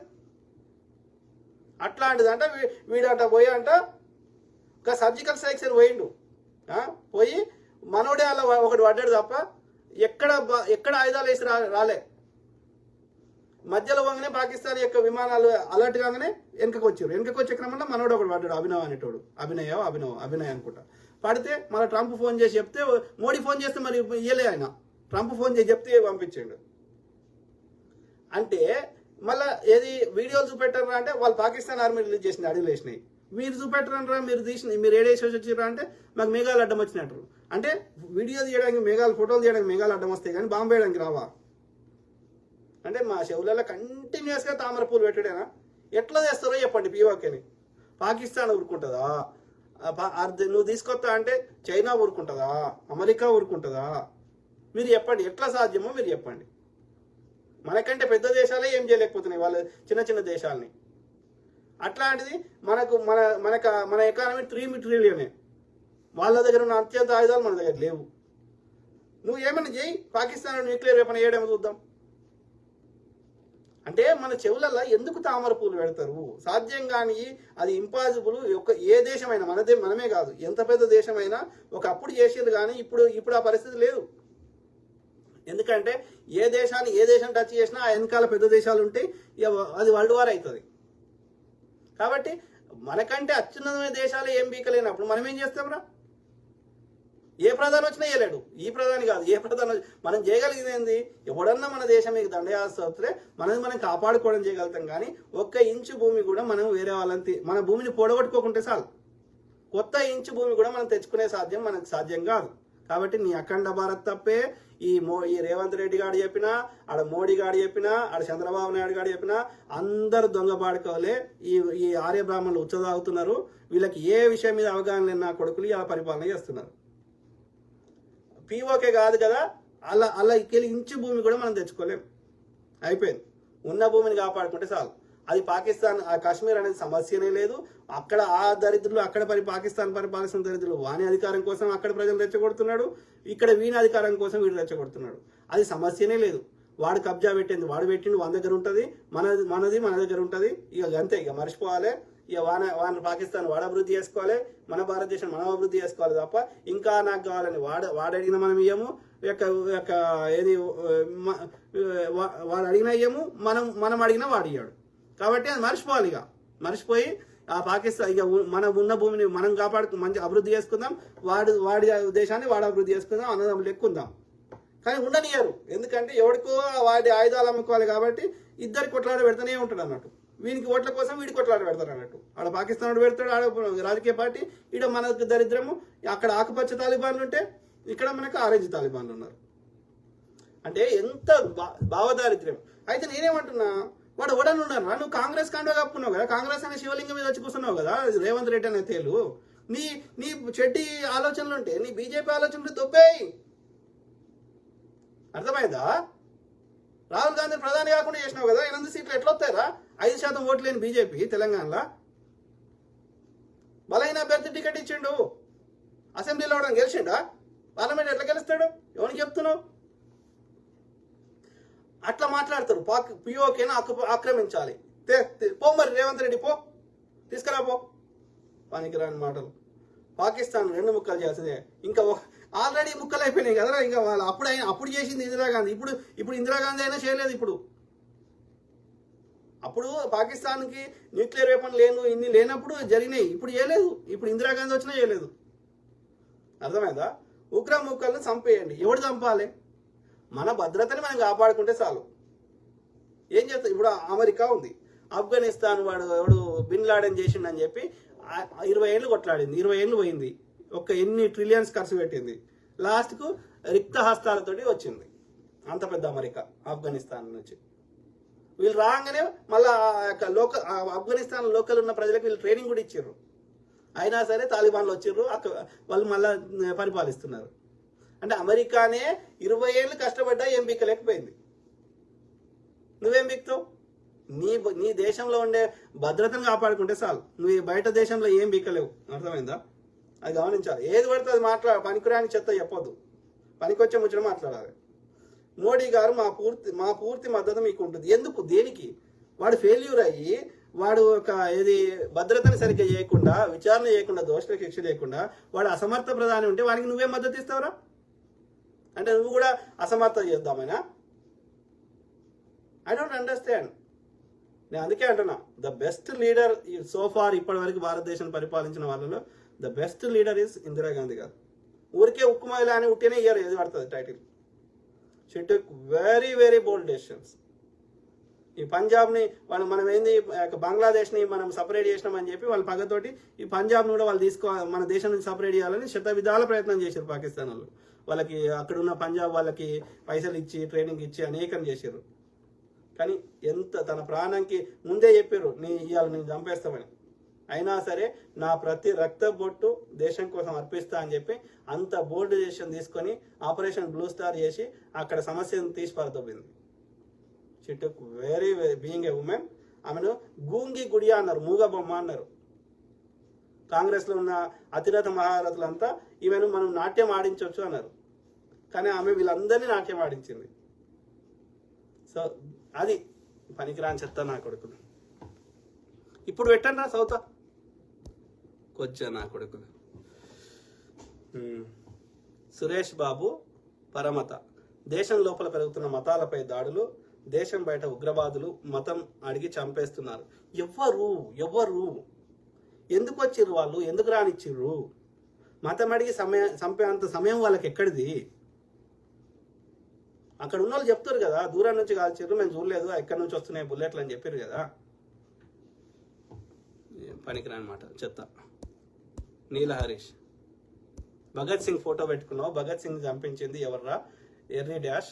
ఆర్ఎస్ఎస్ సంబంధించిన ఆర్య బ్రాహ్మణ సావర్కర్ అనే డాష్ కదా, మరి వాళ్ళ dash dash dash. So Bhagat సింగ్ని ఎవ్వరు చంపించలేదు. ఓకే, భగత్ సింగ్ అప్పుడున్న బ్రిటిష్ రాజ్యం యొక్క చట్టాల ప్రకారం హింస చేయడం అప్పుడైనా ఇప్పుడైనా నేరమే. హింస చేసిన వాళ్ళని ఆయననే లొంగిపోయిండు. ఇది ఫస్ట్ టైం పారిపోయిండు. తర్వాత మళ్ళా సాండర్స్ చంపినప్పుడు పారిపోయాడు. తర్వాత సెకండ్ టైం ఏం చేసిండు? పార్లమెంట్ మీద పొగ బాంబు వేసి ఆయన దొరికిపోయిండు. దొరికిపోయిండు. అప్పుడున్న బ్రిటిష్ చట్టాల ప్రకారం వాళ్ళ బ్రిటిష్ యొక్క పార్లమెంట్ మీద దాడి చేస్తే ఏం చేస్తారు? అల్లూరి సీతారామరాజు ఏం చేశారు? ఇప్పుడు అల్లూరి సీతారామరాజు చంపేశారు కదా, అప్పుడు గాంధీ ఇంకా స్వతంత్ర పోరాటం కూడా లేదు కదా, కిత్తూరు చిన్నమ్మని చంపేశారు కదా, భగత్ సింగ్ కూడా అంతే. అందుకే గాంధీ గారు ఏం చేశారు? ఇప్పుడు అందరు గెలవలేం కాబట్టి, మనకు అంత బలం లేదు కాబట్టి అహింస మార్గాన్ని ఎన్నుకున్నాడు.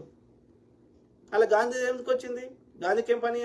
భగత్ సింగ్ అయినా సరే గాంధీ గారు వాడిని రిక్వెస్ట్ చేసిండు, ఏదిరా అది ఉరిశిక్ష చేయకుండా ఆయనకి యావజ్జీవం చేయి, ఆ లోపల ఆయనకి స్వతంత్రం వస్తుంది, ఆ తర్వాత ఆయన నిడిపించని బతిలాడుకున్నాడు అప్పుడు ఉన్నటువంటి గవర్నర్ జనరల్ని. వాడు ఇనలేదు.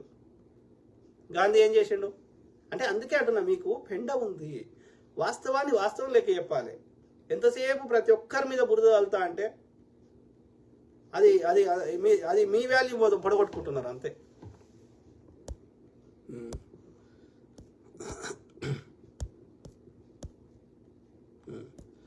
మదాసి కురువా శివ వీడు క్రాస్ బ్రీడ్.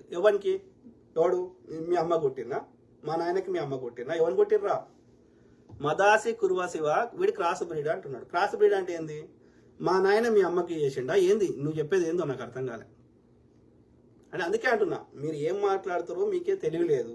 నేను సబ్జెక్ట్ మాట్లాడుతుంటే సబ్జెక్ట్ మాట్లాడు అంటే, నన్ను బూతులు తిడుతున్నావు అంటే నీ దగ్గర నేను చెప్పిన దాంట్లో ఆ నిజాన్ని తట్టుకోలేకపోతున్నావు. ప్రజలకు వాస్తవాలు తెలిస్తే మా చెత్తకి, మా వాట్సాప్ ఇన్వెట్లో వచ్చే చెత్తకి మాకు ఓట్లు పడేయేమో అని భయపడుతున్నావు. నేను చెప్పింది ఎక్కడ తప్పో చెప్పు చరిత్ర. నువ్వు క్రాస్ బ్రీడ్ కానీ కాబట్టి అట్లా మాట్లాడుతున్నావు, లేకపోతే సబ్జెక్ట్ మాట్లాడుతావు. మాకు రాకనారా? మాకు రాకనా? నీకంటే ఎక్కువ తిడతాం. కానీ మా సంస్కారం అడ్డం వస్తుంది, మా హిందూ సాంప్రదాయం అడ్డం వస్తుంది. మా అమ్మ నాయన అట్లా పెంచలేదు, అర్థమైందా? నా వెనకాల ఉన్న మా మూలవాసుల యొక్క దైవమైన బుద్ధుడు కానీ, మా మూలవాసుల దైవమైన శివుడు కానీ, మా అమ్మవారి శక్తి స్వరూపిణి కానీ మాకు అట్లా అది సంస్కారం కాదని చెప్తుంది.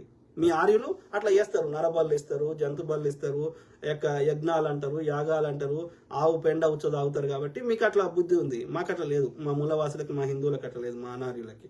మీరు సురాపానం తాగుతారు కాబట్టి సురులయ్యారు, మేము సురాపానం తాగం కాబట్టి మేము అసురులమైనాం.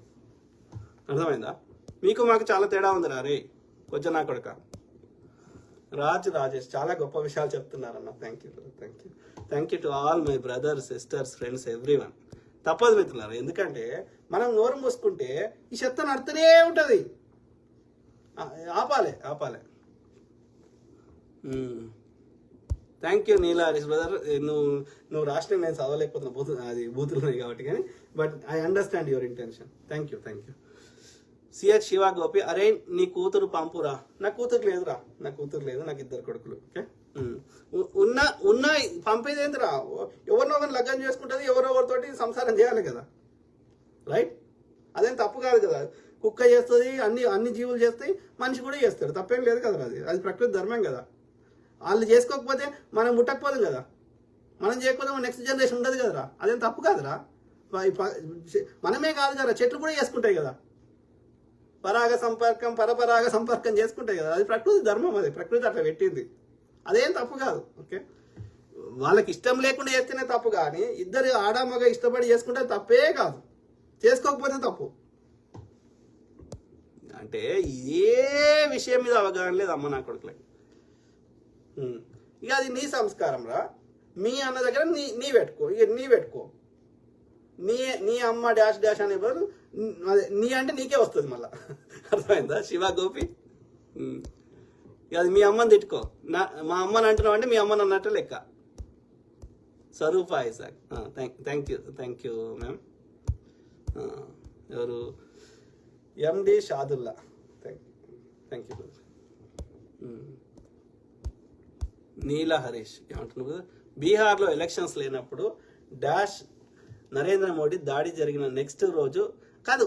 ఈ ముస్లిమ్స్ అంటే అంత చెడ్డోళ్ళు అయితే మరి సౌదీ అరేబియాకి ఎందుకు, ముస్లిం దేశంకి ఎందుకు పోతుండీడు? మొన్న రిపబ్లిక్ డేకి ఇన్విటేషన్ ముస్లిం దేశం రాజొచ్చిండు. మొన్న రంజాన్కి 1,00,000 కిట్లు ముస్లింలకు పంచిపెట్టిండు. ఎందుకురా? ఏమవసరం రా? మీరు చెప్పే మాటలకి చేతలకి పొంతం లేదు నా కొడుకు. పిలువకున్నా పోయి బిర్యానీ చేసి వచ్చిండు నవాజ్ షరీఫ్ తోటి. మన దగ్గర ఫోటోలు కూడా ఉన్నాయనుకుంటా. ఎవరికి చెప్తుర్రా నీతులు? ఒక మాట్లాడితే ఒక అర్థం ఉండాలి, ఏదైనా ముచ్చట చెప్తే కదా. అది చూపెడతాడు. పిలవకుండా పోయి తినేసి వచ్చిండు నవాజ్ షరీఫ్ తోటి. వాజ్పేయి ఏమో ఆ యొక్క ఇది ముషరఫ్ని కలిసేసి వచ్చిండు. మళ్ళీ వాళ్ళు నీతులు చెప్తే అతకాలి కదా. ఏదబ్బా దొరికిదా ఇన్ని ఫోటోలు చెడ్డే గ్యాంగ్. సరే అంటే ఇక చూడు అమిత్ షా ఏమంటాడు, అబద్ధాలే ప్రచారం చేయాలంట.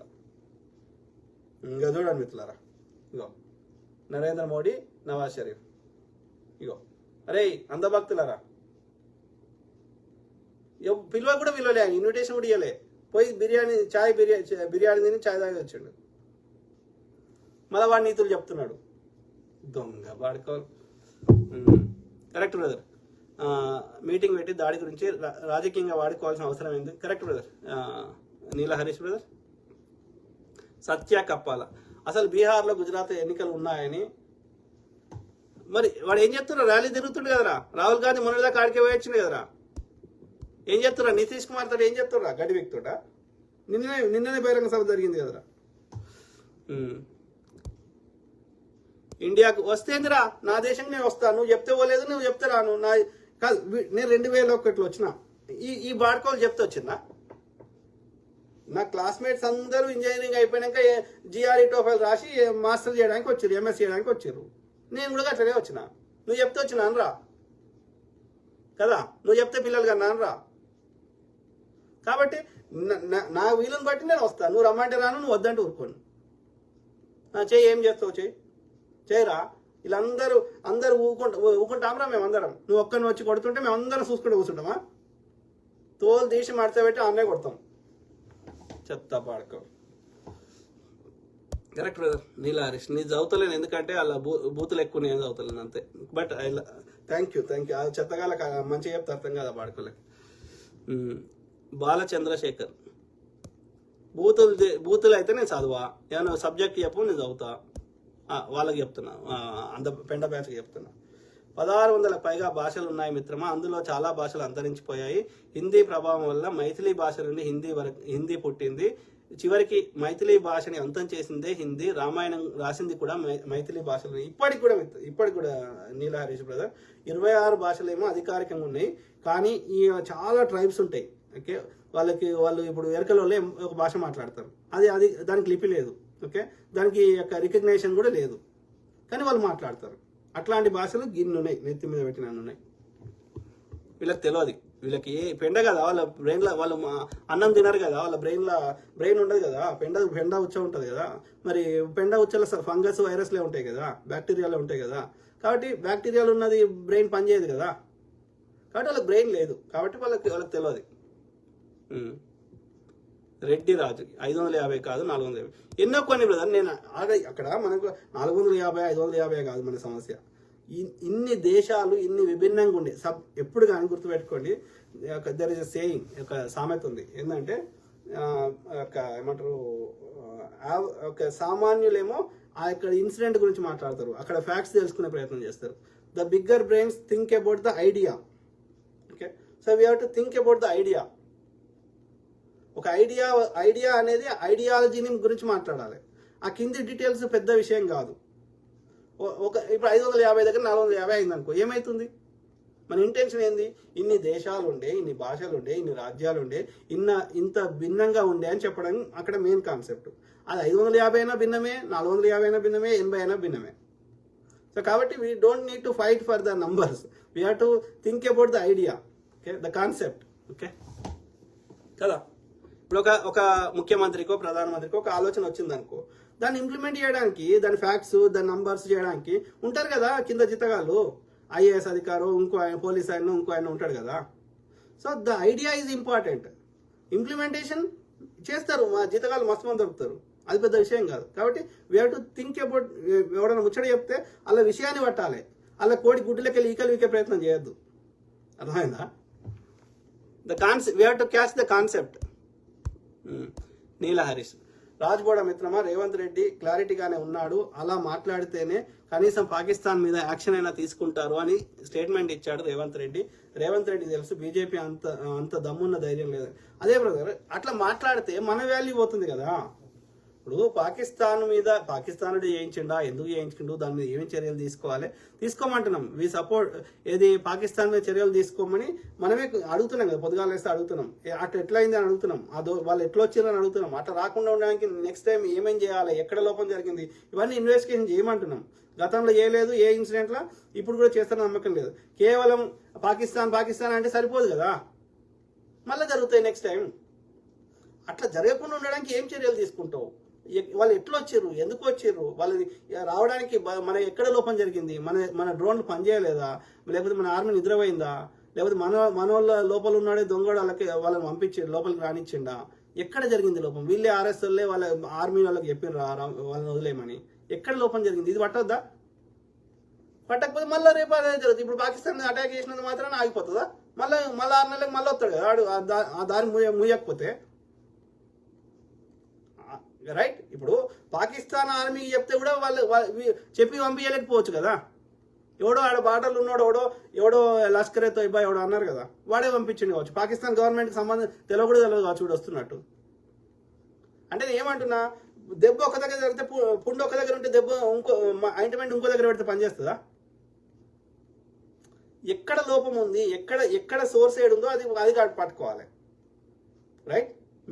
మీద ఆయింట్మెంట్ ఉంటే లోపల రోగం పోదు, అలా బ్యాక్టీరియానో అది ఉంటే యాంటీబయాటిక్ వేస్తే పోతుంది. కాబట్టి రూట్ను పట్టాలి. అది పట్టకుండా పాకిస్తాన్ అంటే వచ్చేటోడు మళ్ళీ 6 నెలలకు రాడా? ఆ పాకిస్తాన్ గవర్నమెంట్ కన్నా తెలుసా వాడు వస్తున్నట్టు? అందుకే అంటున్నా, నువ్వు విచారణ చేసి ఎక్కడెక్కడ లోపాలు ఉన్నాయని రిపోర్ట్ బయటపెట్టు, పార్లమెంట్లో చర్చించు, అందరి ఆమోదయోగ్యంతో ఈ లోపాలను ఎట్లా సరిదిద్దాం. అది పాకిస్తాన్ గవర్నమెంట్ చెప్పి చేయిస్తే పాకిస్తాన్ గవర్నమెంట్ చర్యలు తీసుకో. పాకిస్తాన్ గవర్నమెంట్ చెప్పకపోతే అది ఎక్కడ లోపం జరిగిందో మరి ఆ పాకిస్తాన్ గవర్నమెంట్ తోటి వీళ్ళు వచ్చారు మా దేశంలోకి, ఈ సంస్థని బ్యాన్ చేయమని అడగండి. లేదు మన యొక్క బార్డర్లో ఇంకా సెక్యూరిటీ పెంచుదామా, ఏం చేద్దాం, దాని గురించి విచారణ చేసి పార్లమెంట్లో చర్చ పెట్టి అన్ని పార్టీల యొక్క అభిప్రాయాలు తీసుకోవాలి. ఆ రిపోర్ట్ మీద తీసుకొని అన్ని రికమెండ్ చేసిన దాన్ని బట్టి ఆ యొక్క ఆర్మీ మేధావులు, సామాజిక కార్యకర్తలు అందరు చెప్పిన దాన్ని బట్టి ఆల్ పార్టీ మీటింగ్ పెట్టి ఆ విధంగా అందరి సలహాలు తీసుకొని అందులో పార్లమెంట్ అప్రూవ్ చేసినాక ఆ విధంగా చర్యలు ముందుకు ఓడొద్దన్నాడు. ఏది లేకుండా పాకిస్తాన్ మీద దాడి చేస్తా, ఈ అగ్రిమెంట్ తీస్తా, ఆ అగ్రిమెంట్ తీస్తా నువ్వు చెప్తే వాడు కూడా అంటాడు. అంటే నువ్వు నష్టమే చేస్తున్నావు, లాభం చేస్తలేవు, కేవలం ప్రజల్ని యొక్క భావోద్రేగానికి గురి చేస్తున్నావు తప్ప అలా అసలు విషయం లేదు. మళ్ళీ 6 నెలలకు మళ్ళీ జరుగుతుంది. పుల్వామా దాడి జరిగినప్పుడు నువ్వు చర్యలు తీసుకుని ఉంటే ఇవాళ ఈ దాడి జరగకపోవు కదా.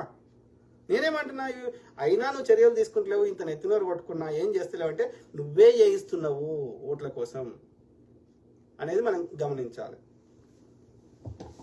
కరెక్ట్. రేవంత్ రెడ్డి అనేట ఆయన ఎందుకో నాకు తెలియదు కానీ, ఏం పుట్టిందో నాకు తెలియదు కానీ, ఈ బీజేపీ తోటి ఎందుకు వానికి సంకనాకుతాడో నాకు అర్థం కాదు. కేసీఆర్ అంటే అగ్గి నిప్పులేసినట్లు ఎత్తాడు, బీజేపీ అనే వరకు ఆ ఇంట్రెస్ట్ నాకు కనిపించదు. ఏం పుట్టిందో నాకు తెలియదు, అది కరెక్ట్ కాదు. ఇవాళ మొన్న పాస్టర్ ప్రవీణ్ పగడాల గురించి గింత నెత్తినోరు కొట్టుకుంటే అప్పుడు చేయలేదు. ఎందుకు ఏవో ఒక తెలంగాణ వ్యక్తి ఉన్నాడు, ఎందుకు ఏ కులమోనైనా ఏ మతమైనా చేయాలి కదా. తప్ప అనాలనో లేకపోతే ఇట్లాంటివి కాకుండా చేస్తానో ఏదో ఒకటి అనాలి కదా. ఎందుకంటే ఆదేశాలు వచ్చినాయి, వాళ్ళ గురువు ఆదేశాలు వచ్చినాయి చంద్రబాబు దగ్గర నుంచి. గణేష్ డిపి సూపర్ అన్నా మీరు, థ్యాంక్ యూ బ్రదర్. రాము అరే వస్తా బ్రదర్, వస్తా. ఏం చేస్తావు చెయ్యి, అది కూడా చెప్పు. మళ్ళీ ఏం చేస్తావు చెయ్యి, నీ అడ్రస్ కూడా చెప్పు. మాకు సంబంధించిన వాళ్ళు పంపిస్తాం, మా అన్నల్ని తమ్ముళ్ళని అందరిని పంపిస్తాను. నీ అడ్రస్ కూడా చెప్పు. రాము చెప్పు, ఏ ఊరు ఏడుంటావు చెప్పు. నువ్వు కొడుతుంటే మేమైతే గాజులు తోడుకొని కూర్చోం, గుర్తుపెట్టుకోండి. నువ్వు ఒక్కడి కొడితే మేము 10 కొడతాం. కావు urine RSS BJP correct brother. చాలా వరకు చెప్పినా, ఇక కొన్ని ఉండొచ్చు, చాలా టైం అవుతుందని చెప్తలేను. చూసేటోళ్ళు కూడా వీడియోస్ పెద్దగా అవుతుంది కదా. Dalapathi Shivaji, hi Raj bro, please explain the meaning of pseudo secularism. Pseudo లేదు, మన లేదు, మశానం లేదు. సెక్యులరిజం అంటే మా అమ్మను ప్రేమిస్తా, మా దోస్తు వాళ్ళ అమ్మని గౌరవిస్తా, గంతే, సింపుల్. నా మతాన్ని నేను ఏదైతే ఆచరిస్తున్నో ఆ మతాన్ని నేను ఆచరిస్తాను లేదా ప్రేమిస్తాను. ఓకే, వేరే వాళ్ళు నా దోస్తులు, నా తోటి భారతీయులు వేరే మతాన్ని వేరే సాంప్రదాయాన్ని ఆచరిస్తే దాన్ని గౌరవిస్తాను, సింపుల్. దాన్ని సెక్యులరిజం పేరు పెడతావా, మానవత్వం పేరు పెడతావా, మన్ను మశానం పెడతావా పెట్టుకో. ఒక ఆయన ఇవాళ సోకాళ్ళు ఈ యొక్క హిందూయిజంలో కానీ ఈ సనాతన ధర్మాలు కానీ ఒకడు సూర్యుని మొక్కితే ఒకడు భూమిని మొక్కుతా, భూదేవతను మొక్కుతా అంటాడు. మరి దాన్ని ఏమంటారు?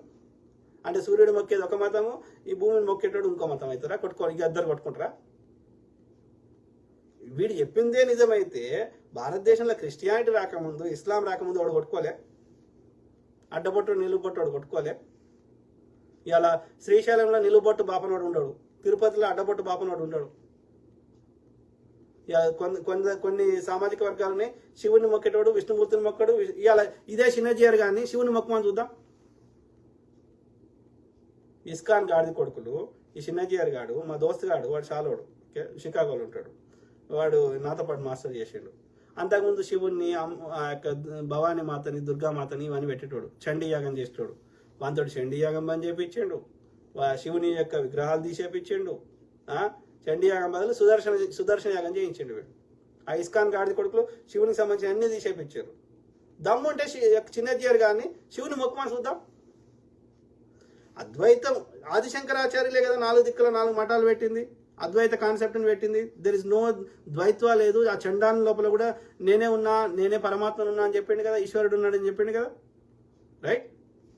అవునా కాదు? ఆదిశంకరాచార్యుడు వీళ్ళు ఇప్పుడు ఎవరైతే చెప్తున్నారో జగద్గురు ఈ యొక్క ఈ యొక్క సనాతన ధర్మాన్ని రివైవ్ చేసిండని చెప్తున్న వాళ్ళు, రైట్? మరి అట్లాంటప్పుడు అద్వైతమే కానీ అని దీర్ఘం తీసి రామానుజాచార్య అనేటోడు ఈ చిన్నజీఆర్ గారు మొక్కే వాళ్ళ సాంప్రదాయంలో మళ్ళా ఈ ద్వైత్వం ఎందుకు తెచ్చిండు? మళ్ళీ మా విష్ణుమూర్తి గొప్పవాడని ఎందుకు చెప్పిండు? దమ్ము ఉంటే ఓకే, సనాతన ధర్మం అంతా ఒక్కటే అంటుండు కదా, చిన్నజీఆర్ కానీ శివుని మొక్కమని చూద్దాం. మరి ఒకటే సాంప్రదాయం అని చెప్తున్న దానినే ఇన్ని వైరుధ్యాలు ఉన్నప్పుడు, ఎవరు ఎవరిని మొక్కున్నా సమస్య లేనప్పుడు, మరి ఈ వాళ్ళు జీసస్ని మొక్కినా లేకపోతే అల్లాను మొక్కినా మనకు వచ్చే నష్టమేంది? ఎవరికి నష్టం అవుతుంది? ఒక్క బ్రాహ్మణి తప్ప. ఎందుకంటే వీనికి ఆ హుండీల చందాలు రావు, ఈ బ్రాహ్మణికి యజ్ఞాలు యాగాలు చేసుకోవడానికి, వ్రతాలు చేసుకోవడానికి పైసలు రావు. కాబట్టి ఆర్య బ్రాహ్మణునికి ఈ సౌత్ ఇండియాలో ఉన్న బ్రాహ్మణులు ఆర్య బ్రాహ్మణునికి సంకనాకుతున్నారు, అంతే, బుడిగం చేస్తున్నారు ఈ మూలవాసులైన ఈ నల్ల బ్రాహ్మణులు. ఓకే, సో కాబట్టి ఈ బ్రాహ్మణులకు నష్టం తప్ప మిగతా ఎవరికి నష్టం లేదు, ఎవడు ఏ మతాన్ని మొక్కున్నా. నరేష్ మండల కరెక్ట్ అన్న, థ్యాంక్ యూ బ్రదర్. చాలా టైం అయింది మిత్రులారా. సో కౌ యూరిన్ ఒక్కరోజు బతికినా మీలాగా బతకాలన్నా సూపర్ అన్న, thank you. Cow urine, thank you to all my brothers, sisters, friends, everyone. Okay, అంతే కదా బ్రదర్, మనం ఏం చచ్చిపోయేటప్పుడు ఏం తీసుకోవం కదా. నీల హరీష్ 1971లో ఇందిరాగాంధీ పాకిస్తాన్ యుద్ధం ప్రకటించినాడు. అమెరికా, చైనా లాంటి దేశాలు వద్దని చెప్పినప్పటికీ పాకిస్తాన్ అహంకారాన్ని ఉక్కుపాదంతో తొక్కింది. కరెక్ట్. 93,000 మంది పాకిస్తాన్ ఆర్మీ ఇండియా ఆర్మీకి లొంగిపోయింది. అంత దమ్మున్న ధైర్యం నరేంద్ర మోడీకి ఉండి ఉండదు. ఎస్, అందుకే అంటే ఇందిరాగాంధీ ఈజ్ ద లీడర్. వీళ్ళందరూ లోఫర్లు. ఇప్పుడు ఈ నరేంద్ర మోడీ, చంద్రబాబు నాయుడు, ఇంకోడు బీజేపీ, ఆర్ఎస్. Correct brother. ఇక నేను కొన్ని ఉండొచ్చు, కంప్లీట్ చేస్తా, ఎందుకంటే మరీ ఎక్కువ టైం అవుతుంది. మీకు కూడా పనులు ఉంటాయి, నాకు కూడా పనులు నేను కూడా పడుకోవాలి. ఎంత అవుతుంది? 3 అవుతుంది, అంతేనా? 3 అవుతుంది. నరేంద్ర మోడీ ప్రాతినిధ్యం వహిస్తున్న వారణాసిలో 3 బీజేపీ ఐటీ సెల్ యువకులు 14 సంవత్సరాల ముస్లిం అమ్మాయిని రేప్ చేసి చంపారు. చంపారు. ఇది జరిగిన సంవత్సరం. ఇప్పుడు ఒక నాకు న్యూస్ వచ్చింది, ఆగ్రాలో 2 ముస్లిం యువకులని ఈ కత్తులు పట్టుకుని చంపారంట, గన్నుతోటి ముస్లింస్ని. పోయి చంపూరు పోర్రా, పాకిస్తాన్ పోయి చంపూర్రా, ఇక్కడున్న ముస్లిం ఎందుకు చంపుతారా? మీకు అంత దమ్ము ఉంటే షెడ్డీ గ్యాంగ్కి, ఇవాళ జంబీ కత్తులు పట్టుకుని తిరిగి పెండ బ్యాచ్కి పోనీ, మీరు బార్డర్లో పోయి చంపూరు, ఆర్మీని చేసేసి మిమ్మల్ని పెడదాం. దొంగ నా కొడుకు, ఎంతసేపు హిందూ ముస్లిం చెత్త నింపాలే, ఓట్ల కింద దండుకోవాలి. ఎవరు? Yes sir, good morning, thank you, good morning. Gudipalli మళ్ళీ సూపర్ అన్న, thank you. Okay, I try to complete it.